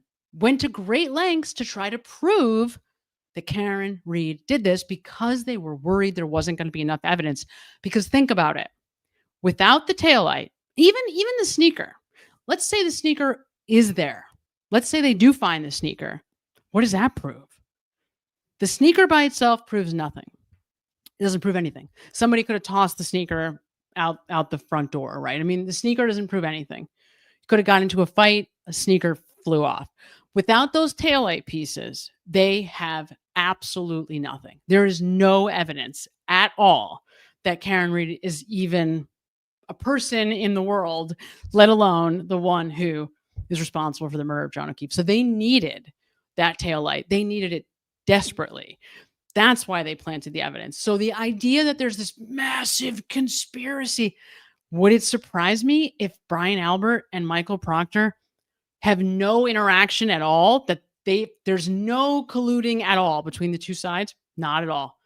Wouldn't surprise me at all that there's no colluding, because they believed him. They believed Brian Albert. They believed Jen McCabe. And of course they did. He's lifelong family friends with the Alberts. His sister babysits their children. Of course he believes them. To frame a woman we don't know. And over the last 2.5, 3 years, not one person has said, wait a minute, I'm not going down for this. Here's what really happened. So that's an interesting statement, though, to me. Because what does that tell you? That tells you, he can't have said something he hasn't thought about. So what we now know is that Michael Proctor has thought about telling on everybody, has thought about saying, wait a minute, I'm not going to go down for this, right? He just told us. He just gave it away. He just outed himself, telling us he has thought about telling the world because he doesn't want to be the fall guy. Which is pretty interesting, right? So if you're the feds and you want to put pressure on somebody, this would be a great time to try to speak to Michael Proctor, because once he gets denied, there's no way Michael Proctor's getting his job back. Let's be honest. That's never happening. Not in a million trillion lifetimes. He can do anything he wants. He could throw himself at the appeal board, whatever. Isn't happening, clearly. Absolutely not. And I think, honestly, part of the reason why these other guys we're starting to see, Buchanan get into more trouble, DeChico, Krakowski, whatever. These guys, part of why is probably because, the way that Michael Proctor took the hit for everybody was so disproportionate. Like, what did Yuri lose? Like 5 vacation days? It's just so disproportionate. These were his supervisors. So the fact that there's greater consequences now for these other guys, wouldn't be surprised if that's not also to try to make sure that Michael Proctor doesn't have a leg to stand on in his appeal process, in the appeals. But I will tell you, once that appeal is denied, if I'm the feds, that's the door I knock on first, because Michael Proctor just told us that he's thought about it. He's thought about outing everybody else because he doesn't want to go down for it.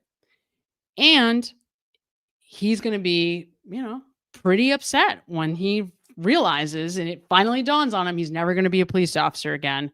It's going to be pretty devastating to him. This is not a smart guy. This is the guy that I would go at. If I'm an FBI agent, I go at this guy full bore to try to get him to tell me what happened, because he knows. He definitely knows. Is there any part of the actual investigation that you would do over? Because it's blowing up into this crazy so-called conspiracy, maybe I could have avoided it by, looking at other people's cars just to say we did it. There's some witnesses maybe we could have interviewed a little sooner. But overall, myself and every detective in that office worked this case like we always do. So he doesn't even realize it. Like, you know what I mean? Like, he doesn't even realize what he just said. Me and every other detective in this office work this case just like we always do. It's like, right, that's the reason why you're being fired. That's the reason why you'll never be a police officer again, because none of you seem to realize what you did wrong. None of you realize how absurd this so-called investigation actually was. You didn't look at anything. You didn't follow through on anything. And not only that, and let's be honest, if we're being 100% honest, Michael Proctor not only didn't investigate anybody besides Karen Reed, once he decided she was guilty, which obviously happened within the first 6 hours of the investigation, he then went to great lengths to protect everybody else. Remember when he was trying to get the geofence data, and instead of getting the geofence data from Apple for all the iPhones, he only requests it for the not Apple phones, for the Android phones. And there's like nobody that nobody had an Android.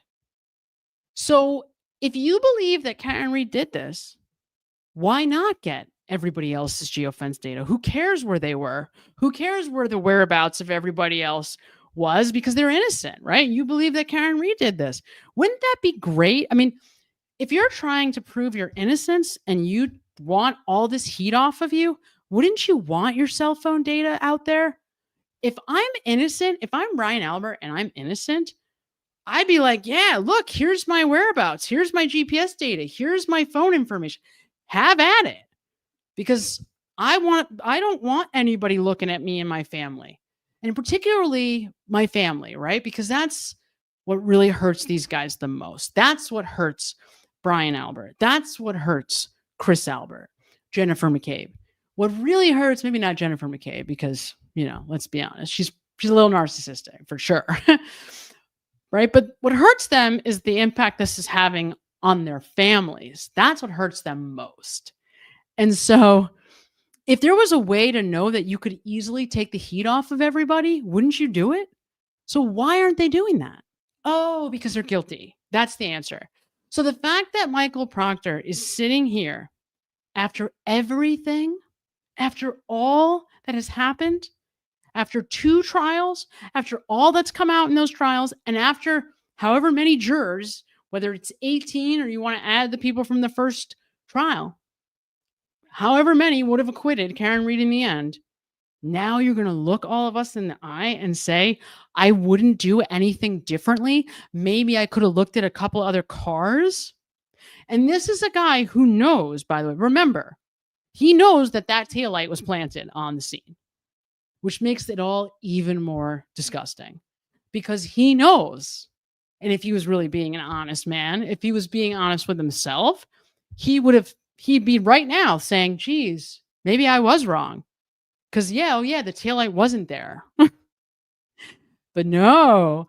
And I will tell you this, from looking at Buchanan's testimony,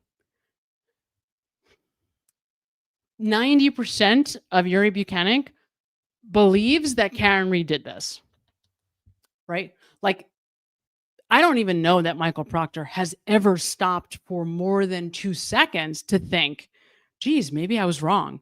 Like he just thinks Karen Reed did this. And that is crazy, particularly when you factor in these guys planted evidence. There wasn't taillight pieces found on the scene.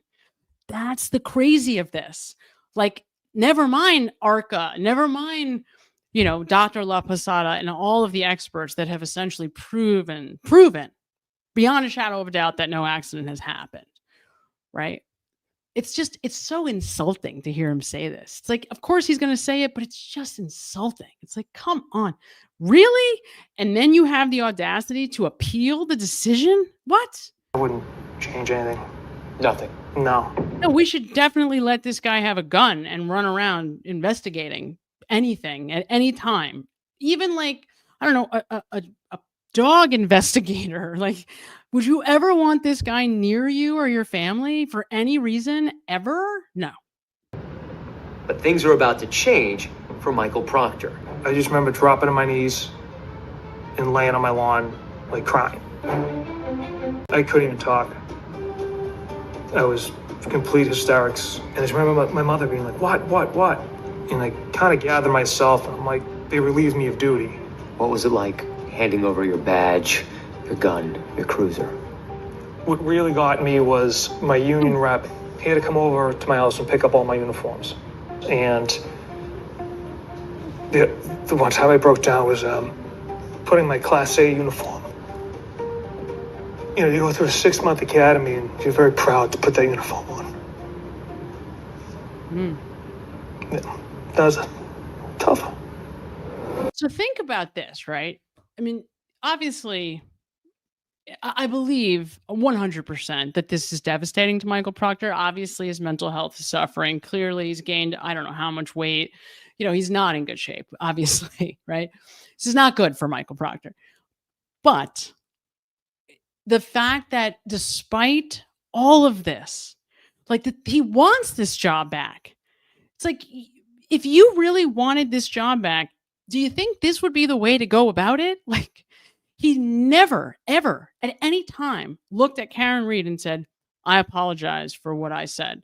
Never acted like an adult, ever. Even when he's trying to take responsibility for himself, he always finds a way to not take responsibility for himself in the end. And that's what we're going to see happen next. In March, the State Police Trial Board dishonorably discharges Michael Proctor on 2 charges, including unsatisfactory performance related to state police conduct standards. I don't know any trooper that's been punished for personal text messages on their... So there it is. I don't know any trooper that's been punished for personal text messages on his personal cell phone. This is the line. Well, and I will also tell you, for those of you that haven't seen some of the other videos I had done on the O'Keefe family and friends and how they justify the acquittal, how they justify that Karen Reed did this. This is the way they justify these text messages and continue to support the cops that worked on this case by saying, well, they really shouldn't have had, the investigators, they shouldn't have had Michael Proctor's text messages. It wasn't right for the feds to step in and give these text messages to the defense. That just wasn't right. Well, it's like, this is your brother's murder investigator. And this is the way that he is thinking and talking about the person that he's trying to say is responsible for this. Does it not register that whether it's Karen Reed or anybody else, that he has such clear tunnel vision that how could you possibly, and this was what I thought the jurors, by the way, did a fantastic job of pointing out over and over again. I mean, what a top-notch jury, by the way. These guys were so good. I mean, just honestly, I don't know that I could have scripted or picked a better jury. They just seemed like they went into this exactly the way that you would have wanted a jury to go into it. Just trying to be fair, trying to be honest, trying to be open-minded, trying not to make up their mind before they got in and looked at all the evidence. Really seemed like they did it the right way.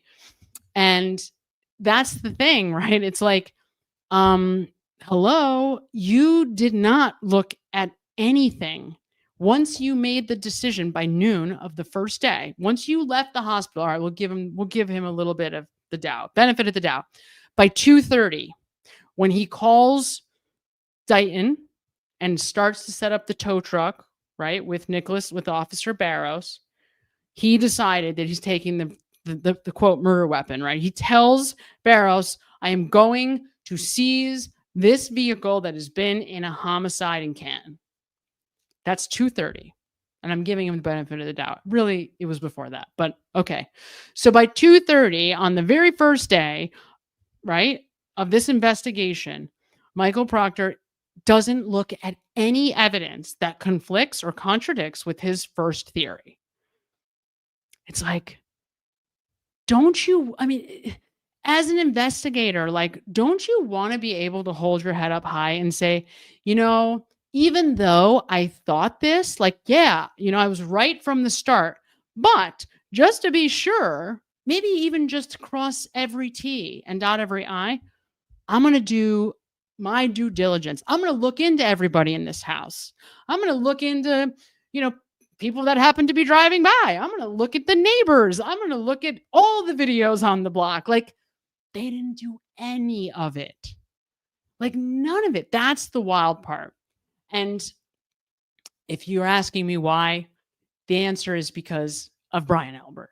Because at the end of the day, they were afraid of him. They were all afraid of him. All of them. Every one of these stupid cops. From Michael Proctor to Mike Lang, to Sergeant Good, to Officer Seraph, to all the Canton people. I mean, you know, his brother was like the big time detective at the Canton Police Department. So that's what happened here, right? They didn't do their due diligence because nobody wanted to mess with Brian Albert. Personal phone, let alone fired. He's appealing the trial board's decision. People in every job do and say stupid things. They're human beings. They make mistakes. But we have to expect a higher degree of professionalism from a lead investigator in a case like this. You think? Well, Karen Reed's murder trials may be in the past, but some key players in the case are still dealing with repercussions. Our NBC 10's Malcolm Johnson has updates on some of the law enforcement involved in John O'Keefe's murder investigation. Today, former Massachusetts State Police trooper and Karen Reed case investigator Michael Proctor trying to get his job back. He remains terminated at this point. Cameras were not allowed to record during his appeal hearing before the Civil Service Commission. I certainly understand that he has every right to go through a process, and I understand that that process is certainly ongoing. That process does not include the state police. And today, Massachusetts State Police confirming Trooper David DeChico was transferred from the Norfolk DA's office to the Holden Barracks back in January.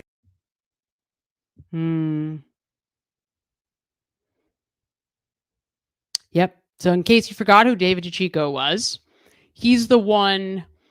Oh, and even more importantly, right? So in addition to these horrible text messages with Michael Proctor, remember DeChico is one, at this time, is one of the two evidence investigators, right? So remember, there's three people that have access to the evidence storage area.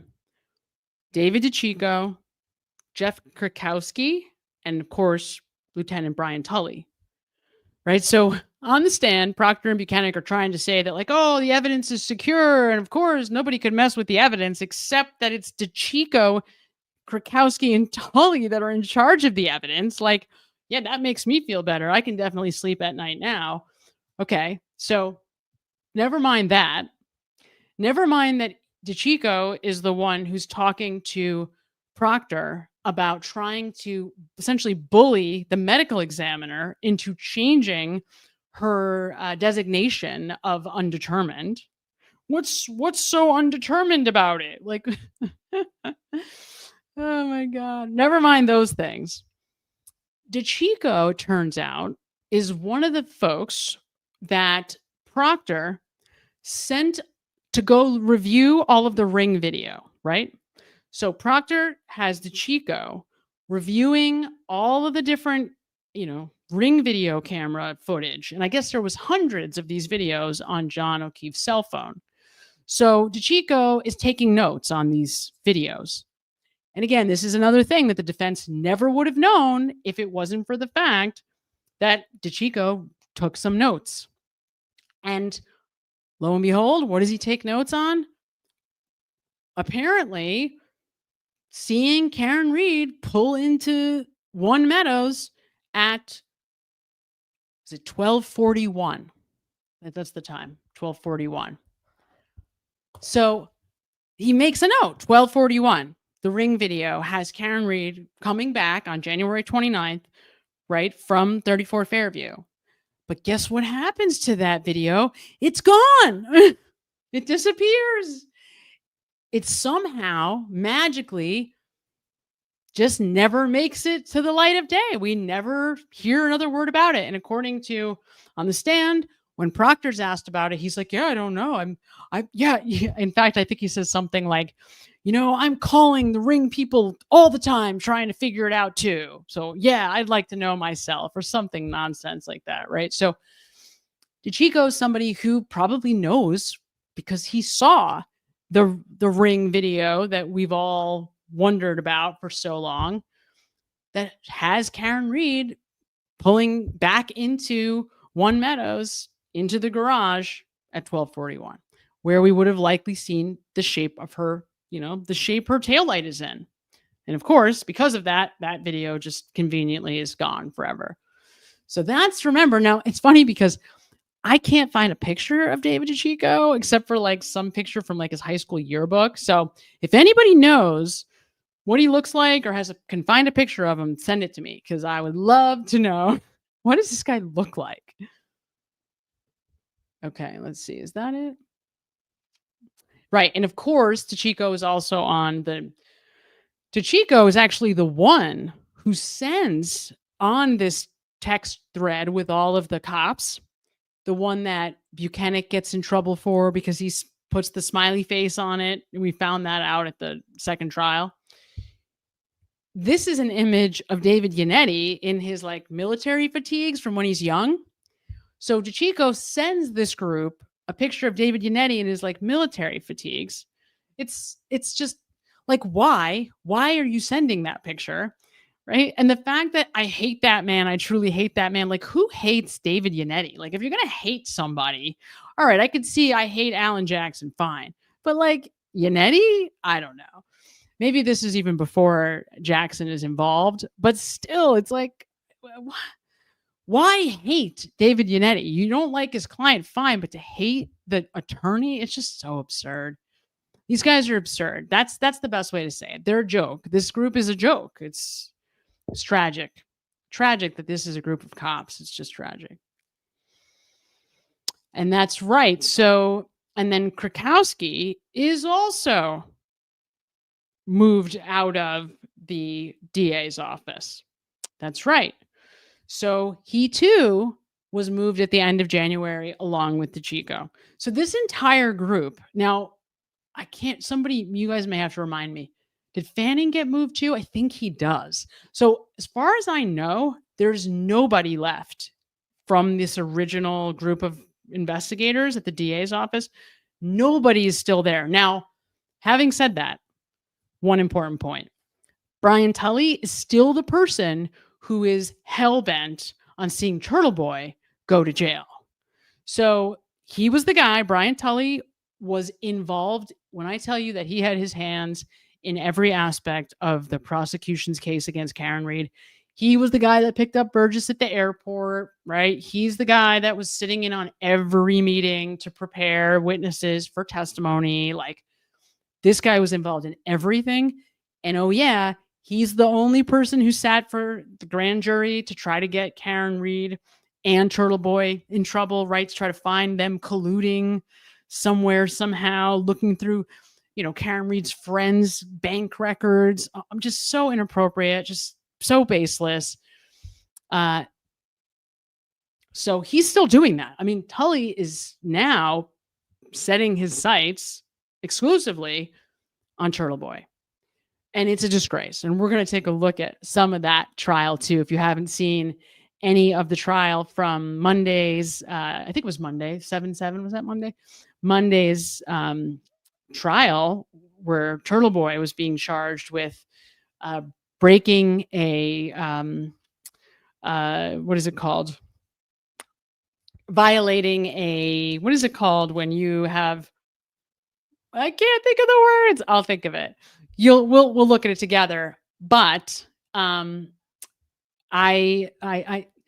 recorded Paul O'Keefe's testimony in the trial from Monday. So I want you guys, if you haven't seen it, you got to see Paul O'Keefe's testimony at Turtle Boy's trial.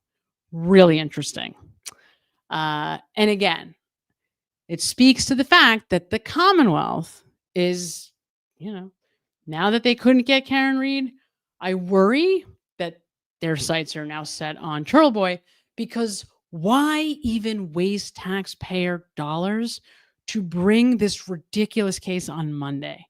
Why bring a judge, a Supreme Court justice for the state of Massachusetts out of retirement to bring these ridiculous charges on Monday against Turtle Boy? It's, when I tell you, it is so absurd. It is so absurd. So absurd. In the first trial, Proctor testified and read text message from a chain with other troopers, including DeChico. The news comes as Sergeant Yuri Buchanan, one of the lead investigators in the Karen Reed case, has been transferred out of the Norfolk County District Attorney's Office. It is not a demotion because he's allowed to retain his rank. However, the change of assignment is absolutely a disciplinary action on behalf of the department against Sergeant Buchanan. The investigation was conducted with honor and integrity. The changes and reassignments within state police. We will always search for ways to do better, to enhance our operations. Come as the department is initiating a new excellence initiative to regain public trust following the Karen Reed case. Now the trial is over, myself and our team have taken the information and we are in the process of reviewing that information. We have an unresolving commitment to always meet the needs of the Commonwealth and to do so in the highest professional standards. Who is that guy? And as for Michael Proctor, Colton, we know that his next appeal hearing will be held on August 19th in person. We're reporting in Dedham tonight. I'm Malcolm Johnson, NBC 10 Boston. Is there like a public comment section of the appeal process? Wouldn't that be fun? So it's the Civil Service Commission that handled the appeals for Proctor. Right. Do any of us get a chance to give our 2 cents? And then, right. And then I think the last thing here is just the listing that Ms. Devers is now out on family leave. And with her, with Devers, what to say about her, right? Look, she's the worst actress the world has ever seen. But if you are a Boston police officer, you got to give the girl credit for trying. I mean, what was she supposed to do, right? I mean, the defense dragged her up there. She made an absolute ass out of herself. Will never live that down. No matter what she does in life, that's going to just follow her around, right? Think about it. She goes for a job to do anything in the whole world, and you just Google her name, and there she is. It's like the most unappealing portrayal of a person that you could have out there in the world. And it's there forever and ever and ever. So yeah, it makes sense why you'd be on a leave of absence. But it's like, I can't imagine that she's being terribly, terribly harassed by the Boston cops. I mean, she did what she was supposed to do. I don't know. Maybe that's just a losing battle, all things considered. So what are you going to do? Let me see, make sure this is the end. I'm pretty sure it is. Okay. So there's the fallout, right? The continued fallout, and rightfully so. Have you ever seen a group of cops who are more deserving of having the wrath of hell fall down on them? I mean, they're just like, there's few words that adequately describe this group of police and how horrible they are as human beings, really in every way, shape, and form. And Debbie W sends $5 and says, I would like to introduce the anti-conspiracy people to the Catholic Church, an organization that covered up CSA for centuries in multiple countries. Right. I mean, I think probably the worst agency when it comes to just despicable, horrible, unimaginable, beyond disgusting and disgraceful behavior and cover-ups. You are correct. The Catholic Church is probably at the very top of that list. Yep, definitely. It's just so tough. It's so easy. I've known some people that were involved in the Catholic Church stuff that were affected by just the deplorable behavior by, the church, by obviously by priests, by what are they called? Not the boys club, what are they called? I'm telling you, I'm like my brain tonight. I was in the sun for too long today. Seriously, before I came on here, I was like, I don't know if I can do this. Like, I can't think. Yes. What is the other agency? You guys know the other one. What's the other agency that is notorious for not the Girl Scouts? I guess it's the Boy Scouts, right? It's the Boy Scouts of America. Yeah. Another organization that for years went to great lengths to cover up just unimaginably horrible behavior.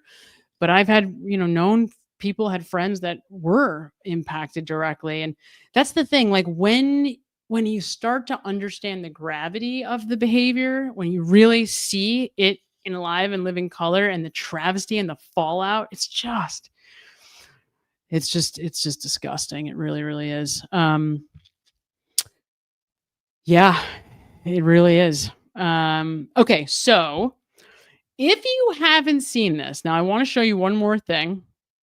Well, actually, before we get to that, okay, if you were with me or if you weren't with me last week, I showed the mirrored video, unmirrored, and I was asking questions about who is in this video. So I put it out there. I got a ton of feedback. Thank you guys so much. If you're one of the folks that helped me try to sort through this, I appreciate you so much. And I think I now know. I would say I am 95% sure, maybe 90% sure. So I just want to loop back and make sure that we get back to that before I forget. It's quick. So I'm going to play the mirrored video, but not mirrored, the correct way, the way it should be. Hopefully everybody here is familiar with the mirrored video. If not, Google it. That was definitely one of the highlights of the first trial, maybe of both. It's probably a highlight for someday for the highlight reel. So I'm going to pull this up here. Okay. So here's the video from the Sallyport. Now, this is Karen Reed's car, allegedly, comes off the tow truck and is being pulled into the Sallyport. Now, here's the thing, and the reason why I say allegedly. Obviously, there has already been a truck here because we can see the outline of the snow. Also, if you look at Karen Reed's car, now maybe the snow flew off in the tow truck. I don't know. But this is the video that we are shown by the Commonwealth in court that is supposed to be when the vehicle is being driven into the Sallyport by the tow truck driver for the first time. Now, why is there snow all around on the ground that just so happens to be conveniently the same, size as the SUV? I don't know. We don't know. But assuming this is what it claims to be, it is a video of when the car was driven off the tow truck and on into the Sallyport. Let's take a look at who's there. Who are the people in this video when the car pulls into the Sallyport? Now, you already know because Buchanan and Proctor tell you that they are there, or they are supposed to be there. So the question is, do you see Proctor and Buchanan, and do you see anybody else? And if so, who are they? And it's a little tough to tell because obviously they're not great videos. But also because a couple of them kind of look alike, right? So pay attention to behind the right rear taillight, obviously. I'm trying to can I make this bigger, but I don't think so. Okay. And remember that Proctor has, under his arm, he has a folder. So if you can kind of make out a folder, like a big black folder, like a leather folder, that's Proctor. And I think you can see it right there, right? Under his right arm, that's Michael Proctor. Not the guy where the red arrow is, the guy next to the red arrow on the left. Behind the red arrow, there's two heads right now. So that's three people huddled around the right tail light.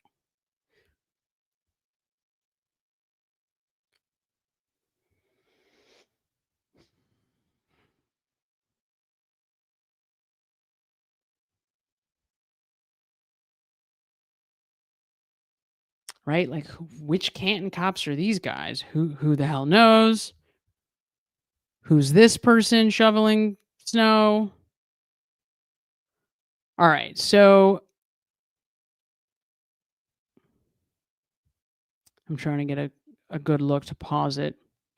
So you see how, okay, this guy here with the baseball cap hat and jeans, who doesn't look like he's particularly dressed for the weather. This has got to be Yuri Buchanan. Now you tell me if you think I'm wrong. But after investigating this very carefully, because I wasn't sure if it was Brian Tully, I've come to the conclusion that it is Yuri Buchanan. And I even went as far as to try to find video of how he walks to see if the walk is the same. Very tough to tell. We just don't have enough of, this video is just not good enough for us to be able to tell. But the height does work because Buchanan is taller than Proctor and is taller than the other guy, the third guy, who is with them in this video. So let's see if we can find him. He's not there yet. But you see how the Massachusetts State Police officers are introducing, they're shaking hands with the Canton guys in the back right now. You see Buchanan shaking hands with the guys in the back.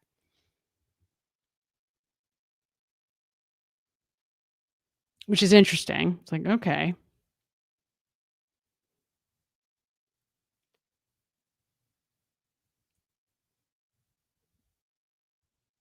Okay, so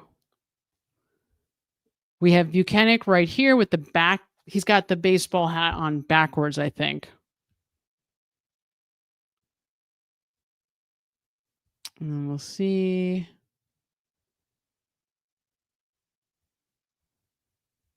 Come on, guys. They're going to move away from the car a little bit here so we can see them better in a minute. Okay. No, it's not on backwards. It's hard to tell, right? It's like sometimes it looks like it's on backwards. Sometimes the hat looks like it's forwards. Now here comes somebody else into the right in from the other side of the car. You'll note there's also disappearing stuff and reappearing stuff. Okay, but this guy here. All right, so this was confusing me for a while because I could not figure out why there were like two Michael Proctor looking people together behind the SUV, right by the taillight. Why are there two guys that look like Michael Proctor that I keep getting confused? They both seem to have some kind of like a knit hat, like winter hat on, and they're about the same height. So this was confusing for a while. And for a while, I just kind of was like, oh, that's probably just Proctor and Buchanan. And then I started looking much more closely and realized, no, that's not Proctor and Buchanan at all. Remember, Proctor has a folder under his right arm.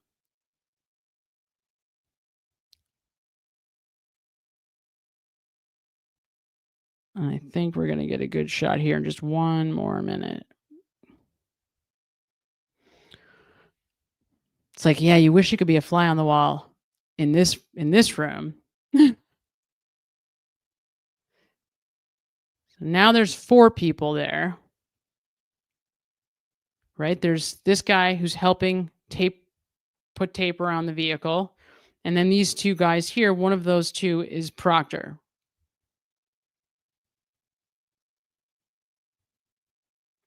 Is this Proctor right here?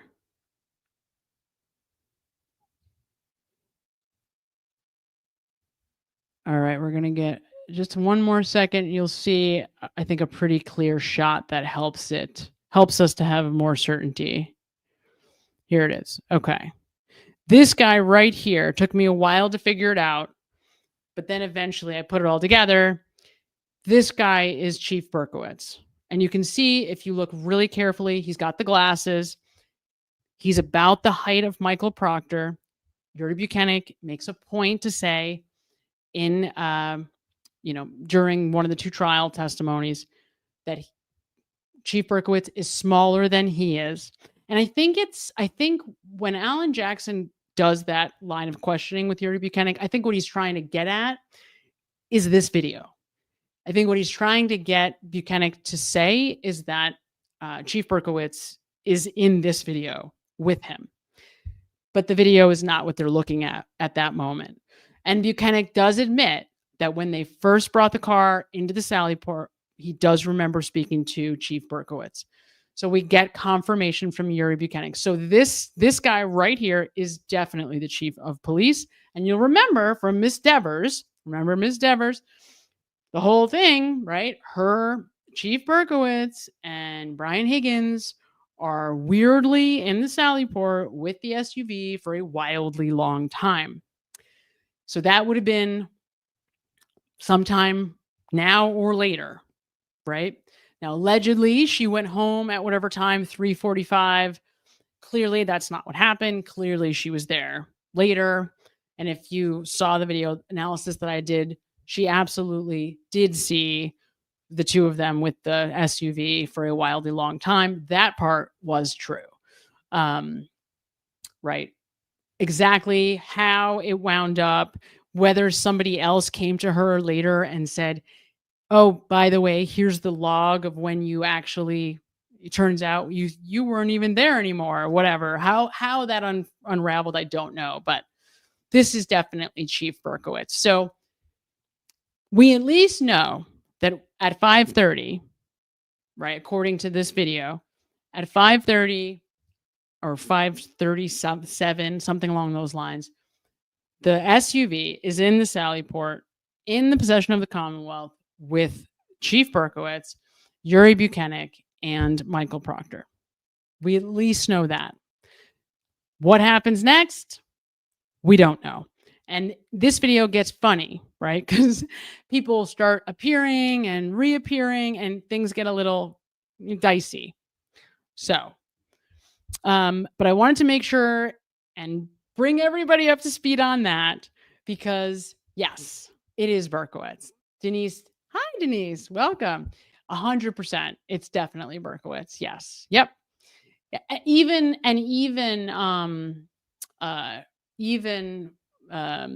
Yuri Buchanan tells us in his testimony too that it is Berkowitz. Again, he says it not when the video is playing, but he says it when the video is not playing.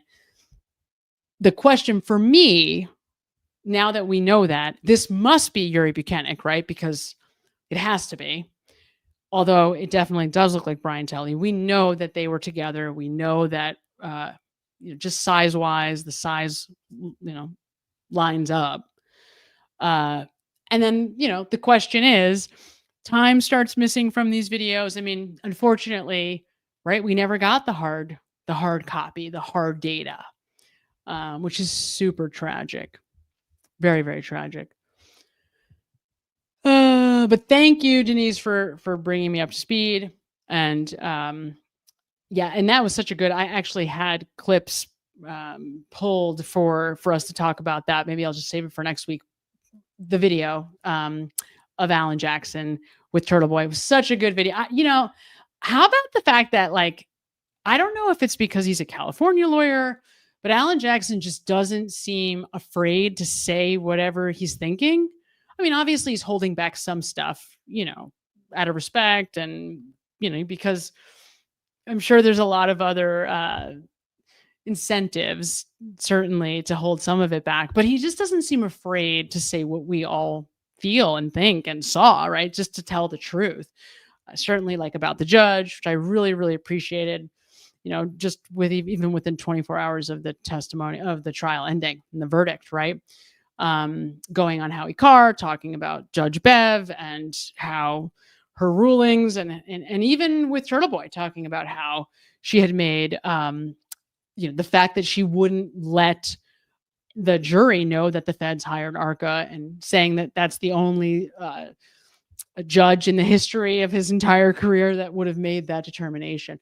Unsurprisingly to me, right? Because she was so invested in the Commonwealth. So unimaginably, so obviously biased. It's crazy to even think about now. So we finally have clarity on who was in the Sallyport. Wouldn't it be great if we had the rest of this video so that we could see what happens next? Maybe eventually, maybe someday. And maybe when we get to see all of the texts that Turtle Boy has now from his requests for his trial. It's coming up in August.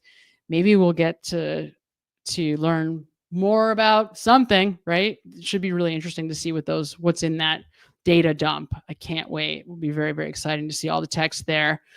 And that leads me to our final endeavor for this evening.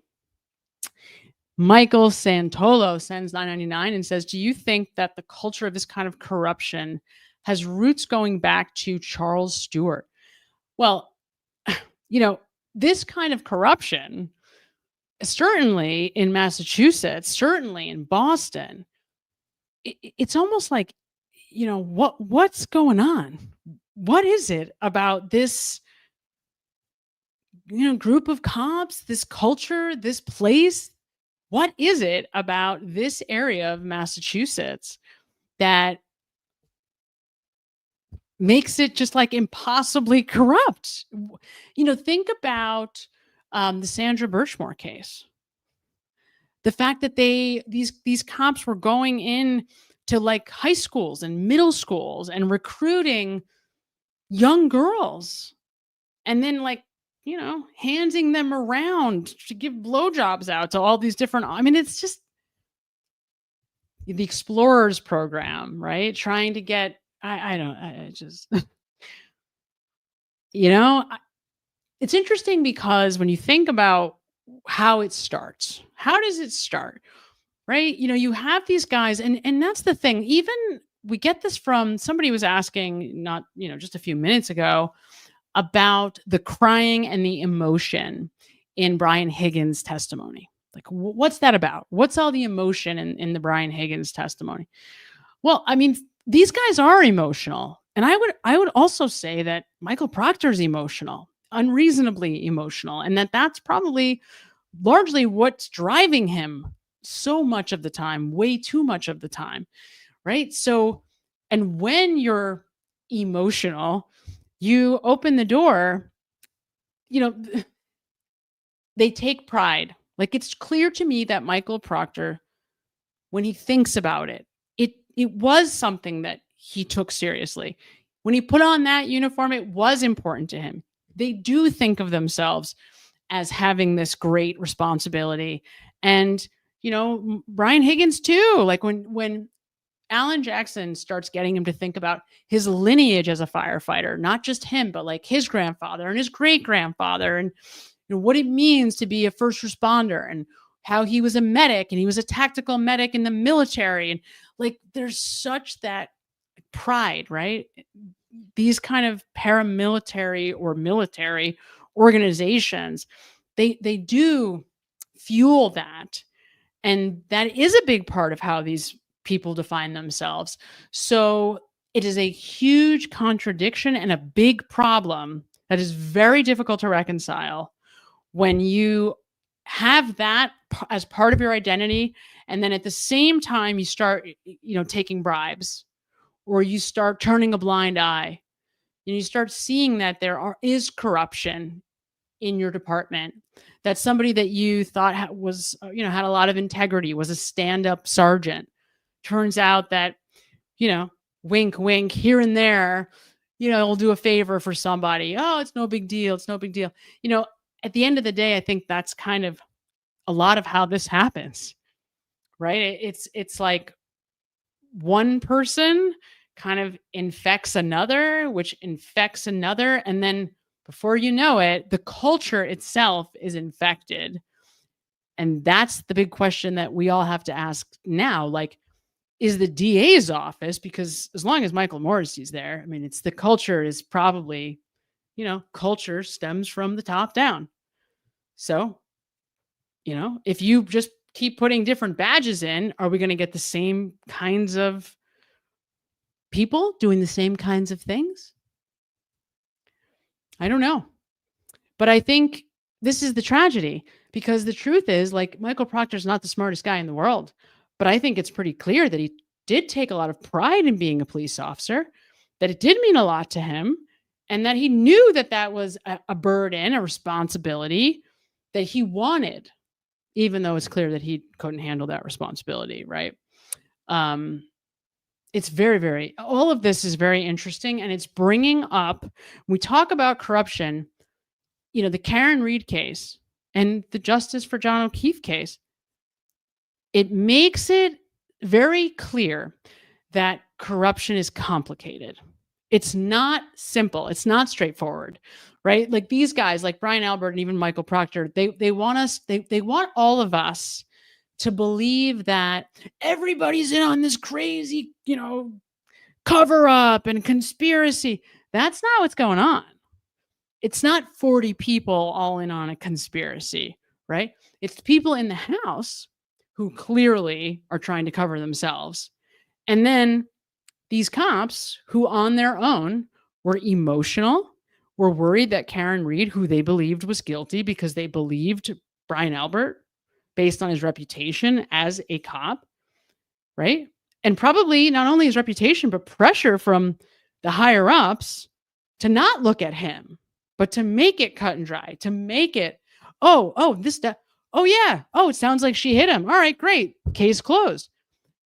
Do you see a guy like Michael Proctor calling up Brian Tully and saying, oh, nope, actually, it looks like we were wrong. It probably wasn't a car accident. Yeah. So probably wasn't his girlfriend that did it. Maybe we should look at the people in the house. Like, of course he wasn't going to do that, right? But my point is that it's complicated. It's just not so simple, because I do believe that the vast majority of these people, folks who are attracted to law enforcement, to careers as detectives, as police, as firefighters, as military people, there is a sense of pride, and they are doing it with really mostly good intentions. Right? It does fill them with a sense of obligation, responsibility, and pride, but it's just power can so easily be corrupted, and it can happen like that. Okay, so we are going to finish up tonight with Paul O'Keefe's testimony in Aidan Kearney's trial from Monday. Now, spoiler alert, Aidan Kearney is found to be not guilty, so the Commonwealth fails again in bringing a case that they had no business bringing, that should never have made it or seen a courtroom, that this prosecutor, actual Supreme Court judge taken out of retirement to try to prosecute Aidan Kearney, should never have happened. Utterly absurd. But let's hear from Paul O'Keefe, who was actually ended up being a witness for Aidan Kearney, right? He ends up being a defense witness, maybe begrudgingly a little bit, but he ends up being a defense witness in this case. So let's hear from Paul O'Keefe. And this is interesting. I do.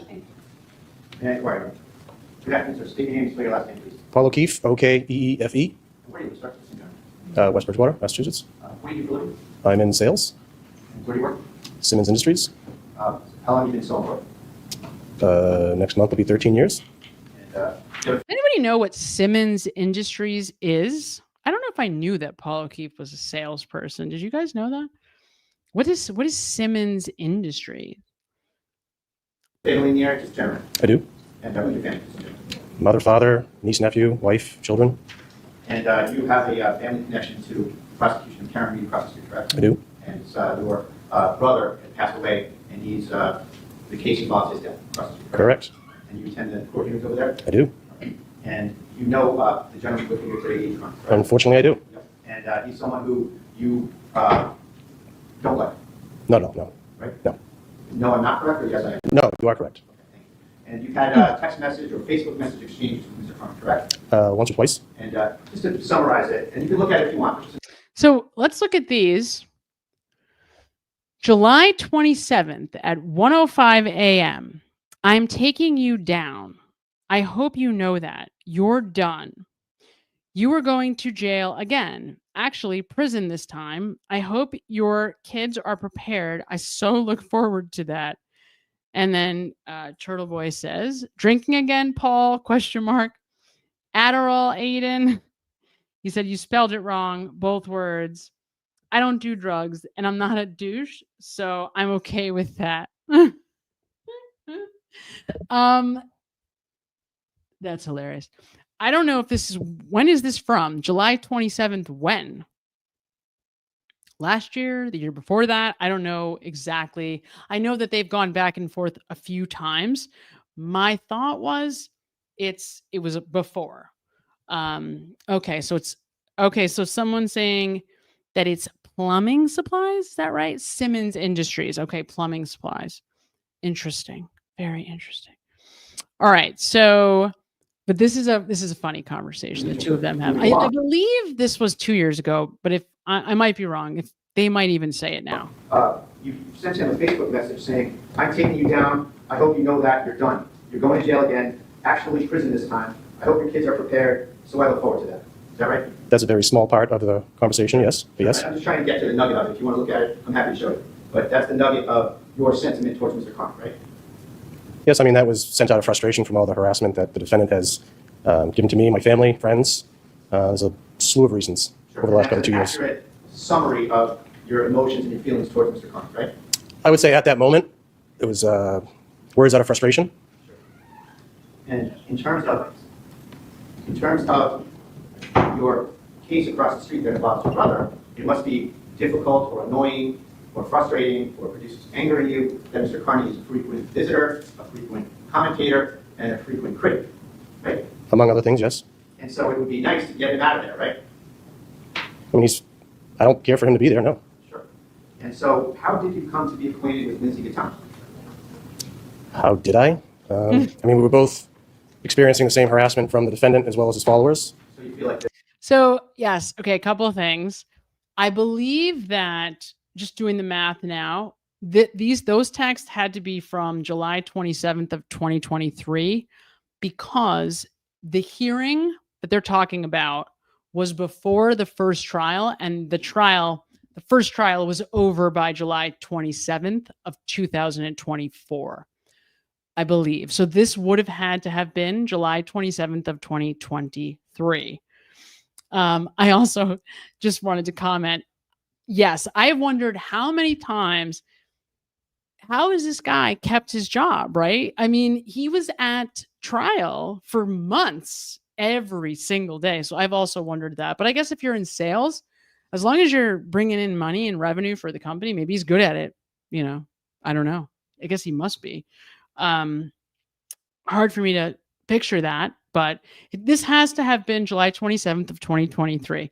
Now, if you're not aware of this case or not familiar with this naked picture of Paul and you want to know more about that, I guess for the time being, what I will tell you is that Paul O'Keefe was having a long distance text romance with some girl he met, I guess through Facebook, if I'm not mistaken. And that girl wound up outing him to Turtle Boy. And remember, he's married. So, and this was not his wife we're talking about. So that's what the naked pictures are of. And my guess is there may have been much worse photos. So I'm glad that this is all we get. There's an affinity with you and Ms. Gattani in terms of being criticized or exposed by Mr. Kearney? Harassed, I would say. So back to my question, when did you meet Ms. Gattani? When did I meet her? It would have been the day that the defendant was removed from court across the street, back in February 2024. If I suggest 226, that hearing, that was on 226-24? That sounds about accurate. And you'll recall, that was the hearing where there was a number of things on the agenda, but... Oh, that's interesting. Wait a minute. So this must be wrong. He must have just made a mistake, because he said back in the hearing on 226-24, but there's no way this could have been in July of 24, right? Because the first trial was already over by July of 2024. So I'm not sure. I guess I'd have to really think about this. When was Turtle Boy's relationship with this woman? Does anybody know that? I want to say it was 2023, but maybe we'll get more information. I'll keep listening carefully. Maybe we'll get more here. Kind of got done pretty quickly that day, right? I believe it was an afternoon session. I don't really recall what was said. I've been to many, many court dates over the last couple of years, so I don't know what was said specifically in that date. Oh, it was. Okay. Right. That's right. Okay. So they're talking about a date that happened in February of 24. Correct. So those text messages were from 23. The text messages that we just saw between Paul O'Keefe and Turtle Boy, where he's saying, I'm going to take you down, you know, I'm going to end you or whatever. In terms of that's right. You meeting or speaking with Ms. Kearney, when was the first time you spoke with her? That day I introduced myself. What was that? I said, nice to meet you. I think I applauded her strength, and that was it. Was she there? Was she invited there by you? By me personally, no. To your knowledge, who was she invited there? Someone had asked me if it was okay if she went to court that day, and I just said sure. I don't remember who exactly asked me that question. Was it Kate Peter? I don't recall if it was her. You know Kate Peter?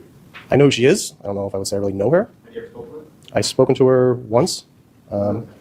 Once in a phone conversation, and then I believe once for the defendant's arraignment at one time when I met her in person. What was the time frame you speak with her? When was that? When did I talk to her? Yeah. I really don't know, to be honest. It's Was it prior to 226?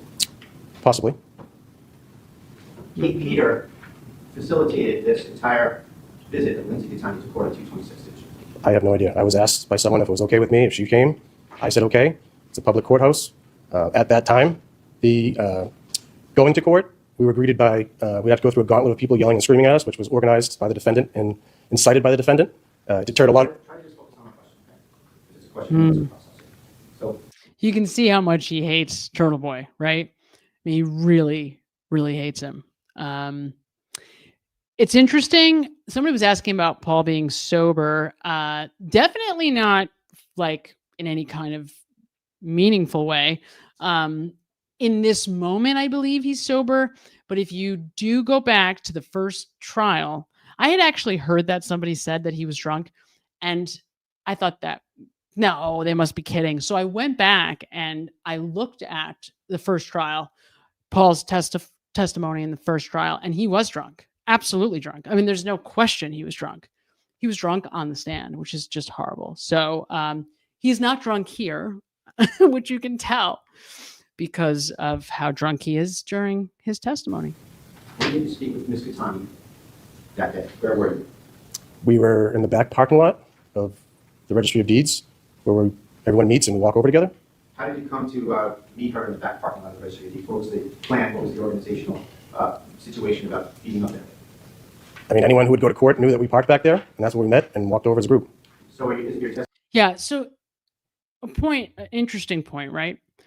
At this point, everybody, in the beginning, it was like, I think in the beginning, before all of the followers, before, people really started showing up at the courthouse and screaming and yelling and being overwhelmingly, showing their support, I don't know that it was as personal for all of these people. It was really about John O'Keefe, right? Finding justice for his brother. Now it's very personal.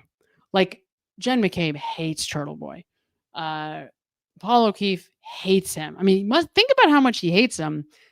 Think about how humiliating. This is a married man with children who has also voiced a desire to try to be more involved in his niece and nephew's lives now that his brother's gone, right? And think about the fact that Turtle Boy made public those like sexting pictures. Could you imagine how he really feels about Turtle Boy? He must hate him. Like, that's probably not even an appropriate word. It's probably a lot more than that, right? But that's not just Paul. Like, they all blame it all on Turtle Boy, which is absurd. I mean, look, if Turtle Boy would not have support if what he was saying wasn't true. And that's right. That's the whole point, right? So for those that are not aware of the details of what's happening here, the whole idea, and Kim Robinson, thank you for kind of clarifying this, making it clear. So Lindsay Kearney is a person that for a very brief time, Turtle Boy, Aidan Kearney, was having a fling with. She turned out to be a lot crazier than anyone knew, and that devolved very quickly. That's the nice way to say it. That's the PG version of the story. But eventually she, tries to get Aidan's attention by saying that she was pregnant. That was obviously a lie. Then she got very dramatic and doing crazy things like taking the abortion pill in front of him, on Christmas Eve, try to get him to stay. I mean, the whole thing was insane. But I guess the most important point is that these people, like the O'Keefe family and Jennifer McCabe especially, adopted this woman, Lindsay, as a way to try to get Turtle Boy in trouble. Like, they really thought they were going to use her to try to not only get Aidan Kearney out of the courtroom. So their goal was to get him out of the courtroom so he couldn't be there. He couldn't, like, their thinking was, well, he won't be able to report on the story anymore. And then that they wanted to get him arrested. So they then put pressure on this woman, Lindsay, to not only get him out of the courtroom using her restraining order, but then after that went to great lengths to blame any damage that was either, some kind of damage to her car, whether it was there before or not, we don't know, but to say that it was Turtle Boy that did it. The problem is that she had also done that to her, baby's daddies. And there was a history of having done similar things, getting a restraining order and then saying that this guy beat her up, even though there was no evidence of that. So just doing crazy stuff. And the thing is, Aidan was smart. He immediately walks out of the courtroom and walks right up to a police officer and says, I don't know what to do. This woman just came at me with a restraining order. Right. So he did a lot of right things. He also, was treated unfairly, in a lot of ways too. But it's interesting because here we have really what we have here is John O'Keefe's brother telling us that they are or were using this woman, Lindsay Kearney, and the other girl, what the hell is the other girl's name? Kate Peter, to try to get Turtle Boy in trouble. And that's really what we have here. It's nuts. It's just nuts. This is what I mean. The length that these people are going to go to try to get Turtle Boy is crazy. That was some sort of crazy. Spontaneous thing that you guys ran into each other back there, or was there some sort of a plan? I pulled into the parking lot. There was a group of people. I got out to greet the people. She was one of the people that was in that group. Did you know that she was going to be there? I'm assuming she would be because I was asked if it was okay with me. So I was under the assumption that there was a likelihood she would be there. So you were asked by someone who you're not sure it was if Lindsay Kearney could be in court, and then she materializes in court. Correct. Where did you park in the registry of these parking lot? Close to the building? Far away from the building? Whereabouts? At the far end, away from the building. Away from the building?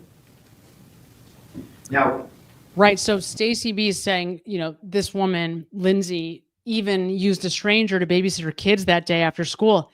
But there's even controversy about whether that was true, because it also looked like she may not have had a babysitter and was supposed to run home to get her son off the bus. And then somebody else said, oh, I'll just send Jen McCabe or, oh, so-and-so will go pick them up. Don't worry. It'll be fine. Right. I mean, who knows? That's the thing about this woman. Everything she says is bullshit. And it's very hard to believe her. And also she's nuts. I mean, I hate to say it that way. Something is clearly not right. Right. She's probably has substance abuse issues, to put it lightly, obviously has mental health challenges, has definitely been seen and, is a track record of using illicit substances, she's just a mess of a person. Would it be correct to say that you did not invite Lindsay Kearney that day?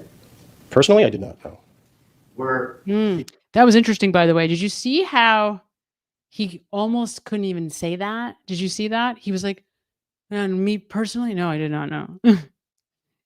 So that was questionable there. That was questionable. Did you or your family, to your knowledge, express any invitation to her that involved your family wanting to support her, recognize her, and be with her at your brother's case? The only thing was asked to me if it was okay if she went. That was it. Was there anything about supporting her or helping her or anything? Nope. It's fair to say you were more focused about your brother's case, not Lindsay Gattani's case? Correct. Did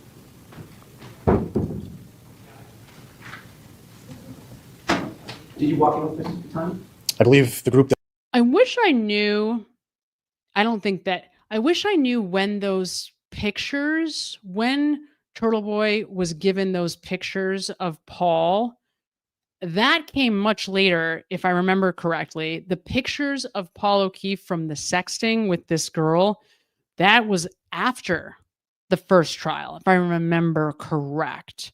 Like, it was somebody that he was talking to during the trial. Like, they had these little signals, apparently. Like, I don't even remember the details, but it was something like if he like scratched his head a certain way, that was supposed to be for her. So it was something that was going on. This flirting, texting thing was going on throughout the first trial. So in other words, as if Paul didn't hate Turtle Boy enough before that, now after that, oh my God, how much more he hates him. met in the parking lot all walked in together. Yes. Did you know that you had a restraining order against Mr. Kearney at the time? I believe I did. Yes. Were you trying to use Ms. Gattani to evict Mr. Kearney from the courthouse? Was I personally? No. Was your family doing that? No. Who was doing it? I'm sorry. State, you don't know? Yes, I thought so. All right, thank you. Thank you. Thank you for letting me off the hook. The first time you met Ms. Gattani, she had a restraining order against Mr. Kearney, right? That's correct. And she had it in her hand when she went in the courthouse, didn't she? I didn't see her with it. I think she was behind me. Did you see her with a piece of paper in her hand when she walked in? I did not. Did you see when she walked into the courthouse? Again, I think she was behind me. I didn't see her walk in, so. Did you see her when she walked into the courtroom? No, because she sat behind me as well. Did you see her when she came in and sat behind you? No. Did you speak to her at all in the courtroom? No. Did you have an awareness that Mr. Kearney was in the courtroom on the other side of the aisle? Yes. Did you speak with him or see him or have any interactions with him? Not at that point. Later in the day. At that point. Did anyone ask you to invite Ms. Gattani? Yes, somebody was saying that, yeah, not only like leering, I mean, right. So for those of you that didn't hear this at any point, the reason you might have noticed that Paul O'Keefe used to sit almost directly next to kind of Karen Reed's defense team and like what, 2 people over. So directly parallel with the defense team bench, but like 2 bodies to the right was where Paul O'Keefe used to sit very religiously. And then all of a sudden one day he appeared kind of behind his mother. And then he was there the rest of the trial.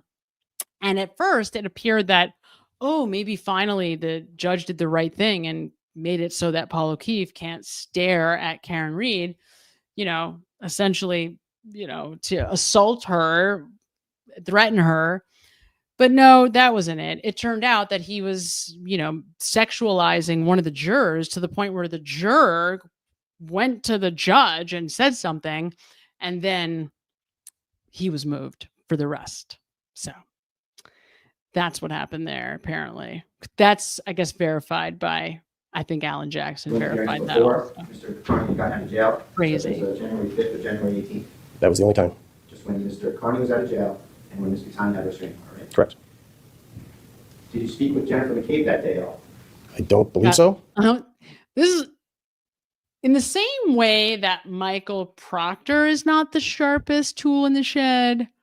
I think we get that same vibe from Paul, right? Yes, very different from John. That's one way to say it. Just he is immature. The vibe that you get from Paul O'Keefe is that he's like never grown up, that he's like a man-child, really. Not the smartest guy in the world, maybe well-intended, very emotional, very insecure, fragile ego, like really fragile ego. That's, yeah. The more I start thinking about this, the more I'll end up going into this down a whole rabbit hole about what this guy's deal is.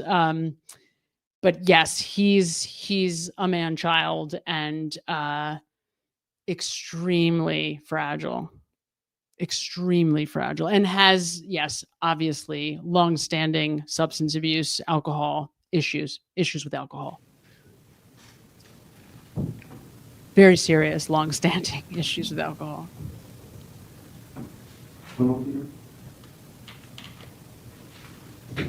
Thank you very much for that. Thank you. Mr. O'Keefe, if I caught your answer correctly to Mr. Bradel's question about whether you had any interaction with Mr. Kearney, was in the nature of not then, but later on that day. Correct. Can you describe that for us, please? Leaving court, I was ambushed by the defendant and harassed with his camera in my face, this telling me was several times that I'm a disgrace to my brother. Now, did you leave? Do you know if you left the court at the same time as Mr. Kearney, or did you leave before or after? Most after? About how long after do you know? I really have no idea. I'm going to direct your attention to the screen up there. And very low SCP, yes. Very low. February 27, 2024. Ms. Crawford, did you play that, please? I think maybe I made this up. I'm pretty sure Paul O'Keefe was a good athlete, if I remember correctly. That he plays basketball with Brian Tully. Is it basketball? He played on some team with Brian Tully. I want to say it's basketball. I have to double check that. It's been a while since I thought about it, but I know that Paul O'Keefe has relationships personally with some cops. I am almost positive it's college. Did he go to Bridgewater State? I think he went to Bridgewater. I know that's where Colin used to go, but dropped out. I think Paul went there, and I think he played on the college basketball team with Brian Tully. I think.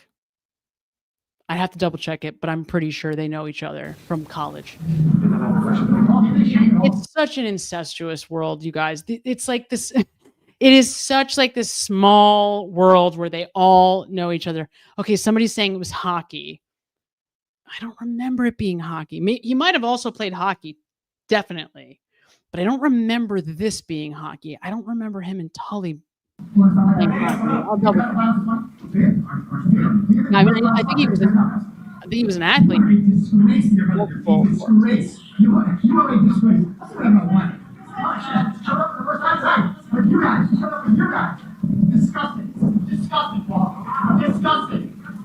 Disgusting. Is that a fair and accurate representation of your interaction with Mr. Kearney? Yes, it is. Did you maybe see a play of Mr. Kearney's YouTube presentations? Yes. Did you observe at any time during your interaction with Mr. Kearney on that occasion that he appeared to be distraught? He was very upset. Football. And what was the sense of him being upset? Did you get that? What was the sense? I think it's because he was removed from the courtroom. And he must have thought I had something to do with it, which is probably why I'm here today. And did you observe him to be trembling, shaken? He was mostly angry. Thank you, sir. No further questions. So that's a tape recording, Mr. O'Keefe, of your interaction with Mr. Kearney after court that day? Yes. And you said, don't get too comfortable? Yes. And your mom said, where's Lindsay? I believe she said that. So, in other words, you guys knew exactly what was going on that day, and you were taunting Mr. Kearney about the presence of Lindsay at the time. I wouldn't say taunting. All right, so that was the key. If anybody missed it. So that was the key moment. Even though, you kind of, it gets lost a little bit. It's hard to hear. But even though they're walking out of the courthouse, Turtle Boy is screaming at Paul and basically calling him like a traitor, right? Like, how dare you betray your brother by befriending his murderers, basically. And the mother says, "Where's Lindsay?" As if to say, get the restraining order, get the woman with the piece of paper. So clearly, Peg O'Keefe was aware of what was going on, and that means so was Paul. So Paul's kind of playing this little, I didn't know anything about it. I didn't even see the piece of paper. She was behind me. I have no idea. But then as they're walking out, we find out that actually the whole thing was kind of a setup and everybody was in on it and they were trying to get rid of him. And that's why Lindsay was invited. She was invited by the O'Keefe family, which is, by the way, exactly what Jennifer McCabe told Lindsay. Lindsay, the O'Keefe family wants you there to basically get Turtle Boy out of the courtroom. And one more detail in case you missed it. This was the day after. This was the first time that Aidan Kearney had been back in the courthouse after he had been in jail. So this was like the very first time that he was back.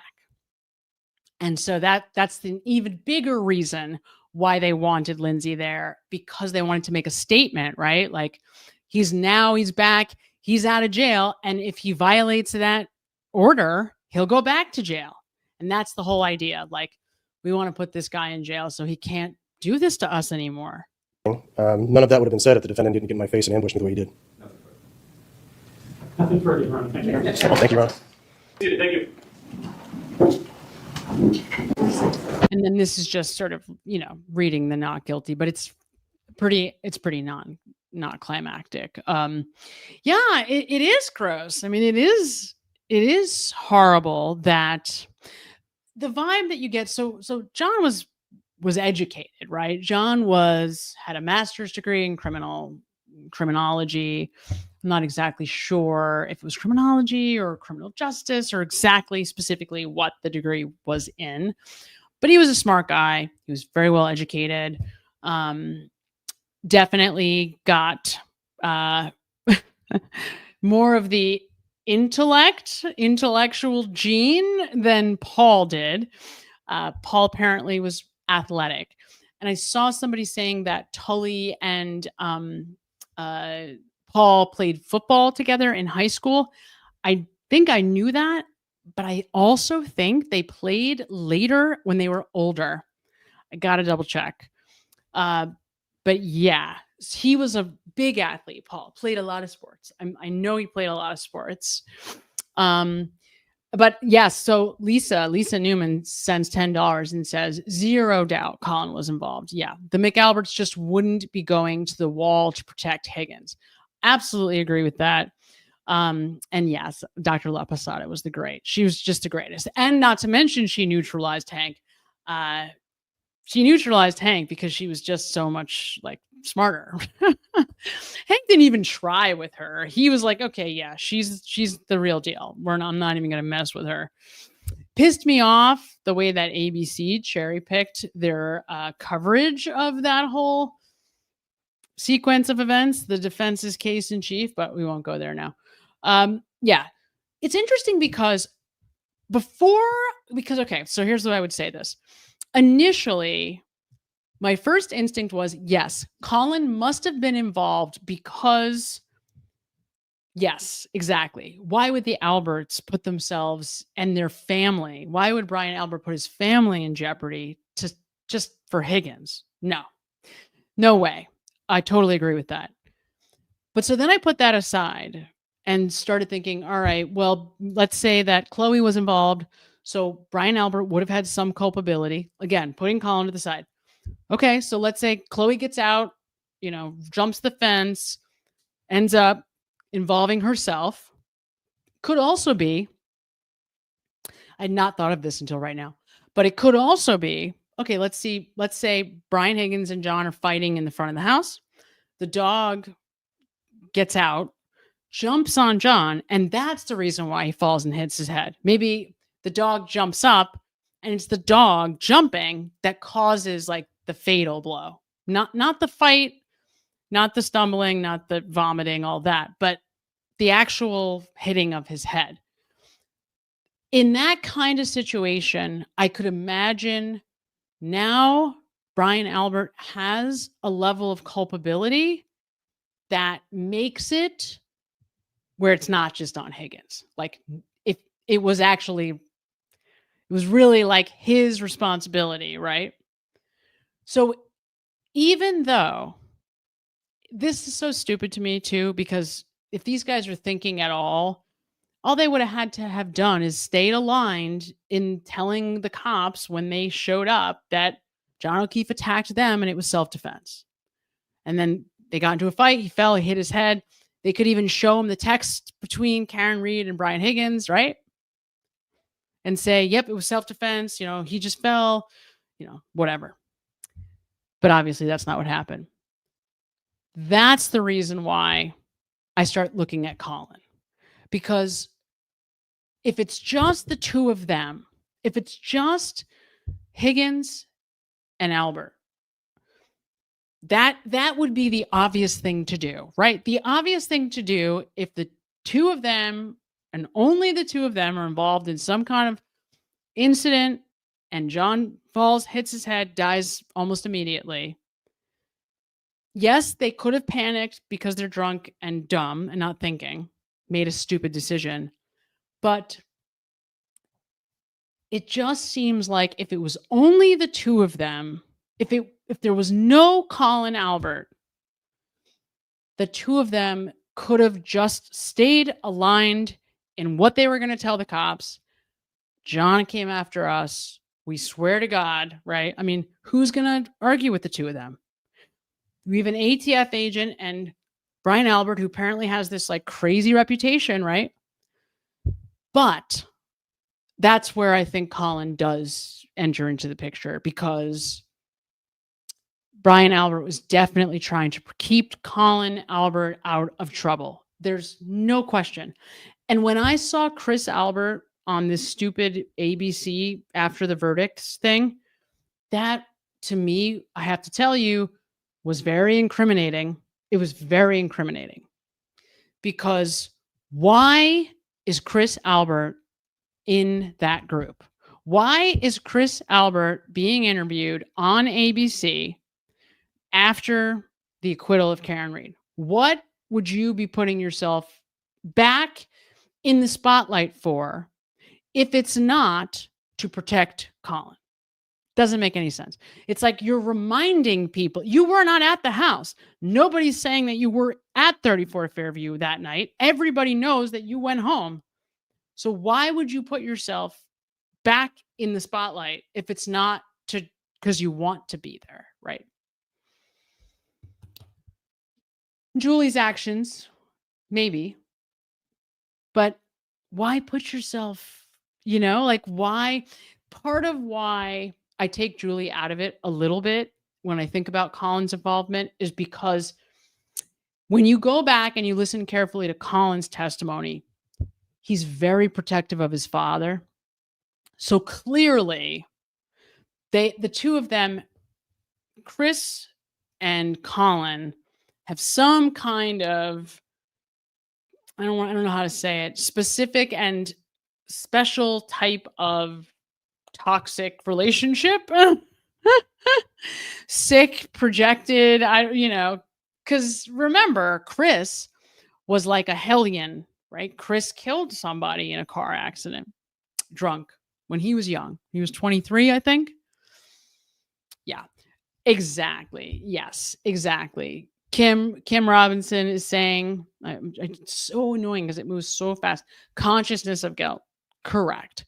Chris Albert was there to defend Colin, but that's interesting. I never knew that the first police report puts Chris and Julie at 34 Fairview at night.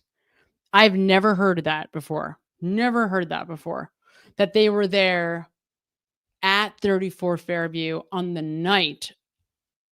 I know they were there in the morning, but I had never heard. So what time would they have been there to come get Colin? Why, at what point were Chris and Julie placed on the scene at 34 Fairview? That's really interesting.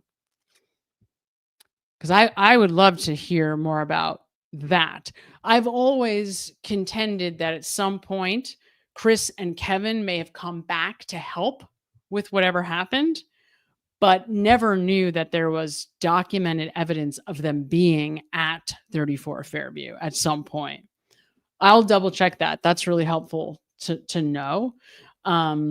Clearly, Colin, I analyzed Chris's testimony. Very interesting. Very interesting, Chris Albert's testimony. But more than anything, well, there's so much. I mean, actually, that's not true. There's a lot to say about Chris' testimony. It's clear that the sequence of events that he's saying happens after he leaves the waterfall is not what happened, but it is not clear what happened instead. If that makes sense. Right. My understanding is that Colin has a forward edge, which I guess is Chris, right? Because they'd both have access to that. And so does Kevin Albert. But Kevin Albert also had a forward edge. So could have been both of them, could have been either of them. If Colin was involved, the first priority would be to get Colin off the premises, right? And again, I mean, this is part of the challenge. Part of the challenge here is, first of all, we know, and I will also tell you now, Caitlin is lying. So I just analyzed Caitlin's testimony. I had seen it a few times, but I just did a full analysis 2 days ago. Man, Caitlin's is rough. She's just lying her face off. Caitlin, in my mind, left early. She took the dog off the premises. To me, Caitlin took the dog right after the incident with John. So she was not there until 2 a.m, the way that she had said. And Tristan obviously picked her up, came and got her, did not go to work the next day, whatever. So that is something I've been focusing on. But while I was focusing on that and trying to figure out the whole reason why Brian Higgins is lying about the parking spot of his Jeep, trying to figure out, I've been looking all at that and haven't been looking at Chris, Julie, and Colin. That's like, I'm headed back down to that road again soon. But right now, I'm just trying to figure out what time, where, and why is the Jeep? Why is Brian Higgins placing the Jeep in front of the house? Why? Why is Brian Higgins saying that the Jeep is in front of the house, in front of the mailbox? That does not make sense to me. So I just don't get it. Is it just to cover up the fact that it was really Tristan in the Jeep Cherokee parked in front of the house? Yeah, I mean, Tristan's testimony was so incriminating. That is like far and away the most incriminating testimony I've ever seen of somebody who had no involvement at all in what happened. What color is Allie's Jeep? Does anybody know what color Allie's Jeep is? That's an interesting question. What color is Allie McCabe's car? So that would be a good question to ask. I know that the Jeep Wrangler is like a cream white, and the Jeep Cherokee is also some form of white. So it appeared that Caitlin and potentially Brian Higgins is covering for Caitlin Albert by putting a Jeep in front of the car. I don't know. So that's a question. But I don't know enough about what is going on with Allie at the same time, right? Allie's testimony is also pretty horrific. And, again, I would say, I keep going back and forth. I am very sure that Colin has some part to play in all of this, but to what degree is a really important question. I will also tell you that with Colin, if you have nothing, if you're not guilty, so let's say that you have nothing to do with any of this, right? Like you are innocent, you have nothing to do with any of the stuff that happens on this night, right? Literally, your cousin picked you up at 12, took you off the premises, And like you go home, you go to sleep, and then you wake up the next morning and you find out that John O'Keefe passes away. Okay. The way that they are trying to get us to believe. Why does Colin Albert end up dropping out of school? Why is Colin Albert so paranoid that he can barely leave his house? Why is he, running around town like in like he's hiding like in hooded sweatshirts so you can't see his face. Right? It's like, why do you look so guilty if you have nothing to hide? That's the thing. These people over and over and over again, you just can't ignore. There's so much consciousness of guilt evidence here. Like I've said a million times, if this anywhere else in the country, if we are in Arkansas, if we are in Tennessee, if we're in New Mexico, if we're in any other place besides Boston, pretty much, right? There is so much consciousness of guilt evidence. Like I said, think about every Dateline, every 2020 you've ever seen about these places, these random, towns, small cities all over America. People use, they analyze the 911 call. The first person that gets to the scene, cops immediately assume, that person looked at us the wrong way. Maybe they're guilty. Think about all of the evidence that points to the people in this house. You tell me that there isn't just enough evidence on the consciousness of guilt evidence alone to put in front of a jury and say, these people did something. They definitely did something, right? I mean, these people are guilty. Guilty of what and exactly who, where, why, when? That's the question. But it's crazy. It is wild. It's wild. It's wild. And I will also tell you something else about Colin and Dad that they have in common, Chris and Colin. Colin, obviously more so, but remember, Colin is much younger, like, 30 years younger, more than 30 years younger. So Chris probably used to be as hot-headed, as impulsive, as jumpy as Colin. But if you want to see like classic Alan Jackson, the whole testimony of Colin Albert, where that whole exchange after he shows them the videos, right? The videos of him threatening the Advantage boys. They go through all of that, and up through all of that, you have Colin Albert maintaining his like church boy image. Never been in a fight. Nope. You swear by that testimony. Yep. No proclivities for fighting. Nope. And then Alan Jackson says, well, I'm not going to do it. But if somebody did, and he says, if I was to across the street, or I was to walk up to you on the street and I was to say, well, what is the exact statement? I'm going to fuck you up. That's what he says. If I'm going to come up to you on the street and I said to you, I'm going to fuck you up,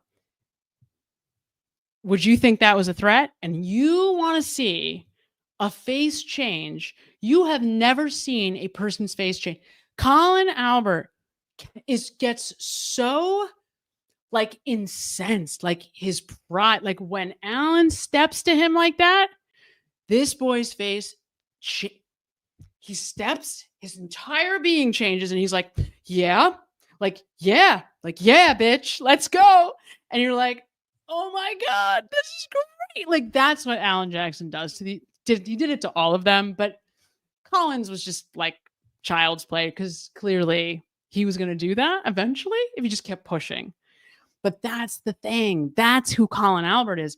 He's so fragile and he's so easy to poke that all you have to do in front of a jury, as I'm throwing my microphone, in front of a jury, in front of a judge, couldn't contain it, couldn't hold it in. All Alan Jackson had to do was pretend to threaten him, use some foul language, some swear words, and Colin couldn't keep it, couldn't contain it. It's amazing. It was amazing. So, and that's right. And he was sober there. God, could you imagine? But, that's what I wanted to say. But guess what? Chris Albert, Same thing happens to him. Chris Albert, it happens later in his testimony, takes longer, right? So it happens later, it takes longer, but the same kind of things happens. Now, it's not Jackson, it's Yannetti who does the cross-examination of Chris Albert. But it's the same kind of thing.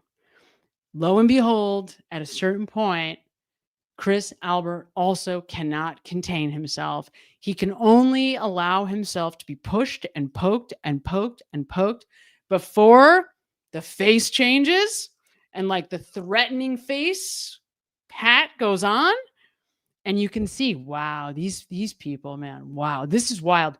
So, it's really, really interesting. And there's a lot of interesting and good information, I have to say, in Colin's testimony, even though it's really tough to watch. And obviously he's lying the whole time. So don't worry, we're going to keep at it. I mean, I think there's a lot there, and there's a lot to try to figure out and piece together with Colin. But I also am so unsure what this whole thing with Caitlin and this stupid Jeep and this stupid thing with Brian Higgins and why they are all screwing up or so committed to making sure that Brian Higgins' Jeep is in front of that mailbox. Why? Doesn't make any sense. It's so stupid.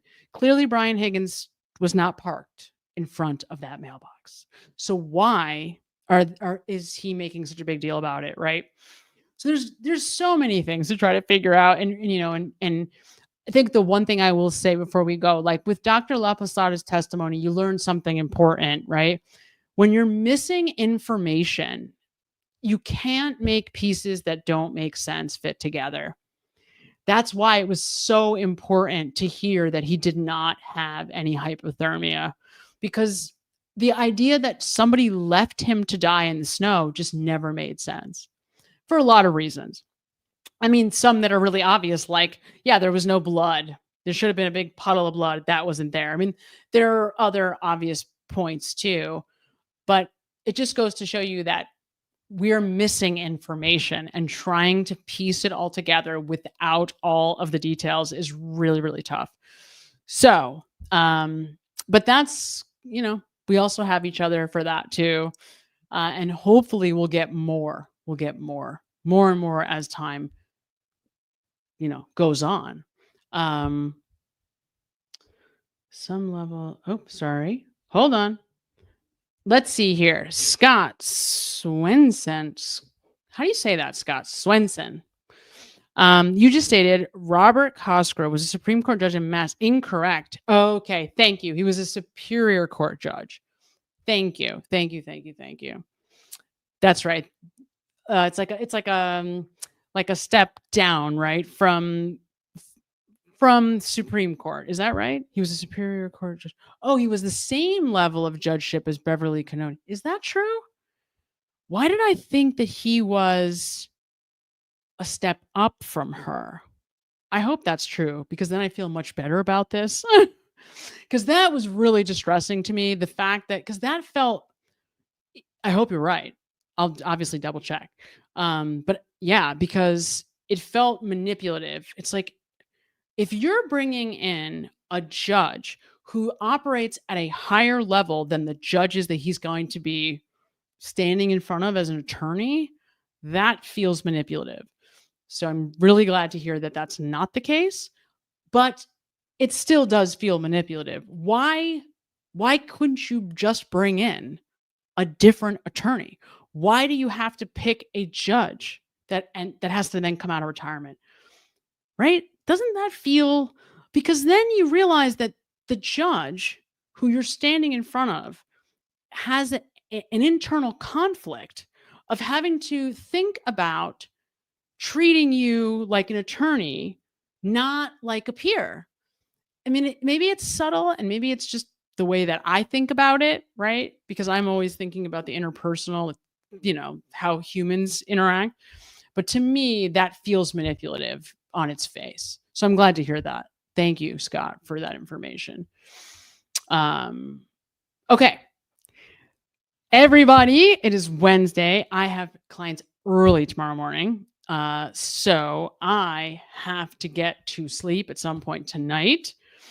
But it never ends, right? I mean, it's just like we could just go on, and especially because all of us are so committed to trying to figure out what the hell happened, are so committed to the truth. So, I'm going to keep at it as long as until we get something, we get some justice, right? We're getting answers. Think of it this way. We're getting answers. We're getting them slowly, but we are getting answers, and we just have to keep at it. Until these people are held accountable, until we can, till somebody somewhere. And listen, it's not like we're not making any progress. At the very least, this group of DA homicide detectives have disbanded. That is something, right? That is something. Everybody, enjoy the rest of your night. I thank you so, so much from the bottom of my soul for your time, your effort, your attention, your support. I can't say how much it means to me. There are no words to communicate it. And I will be back here next Wednesday night at 10, and I will see you then. Everybody, enjoy your week until then. Have a great night, guys.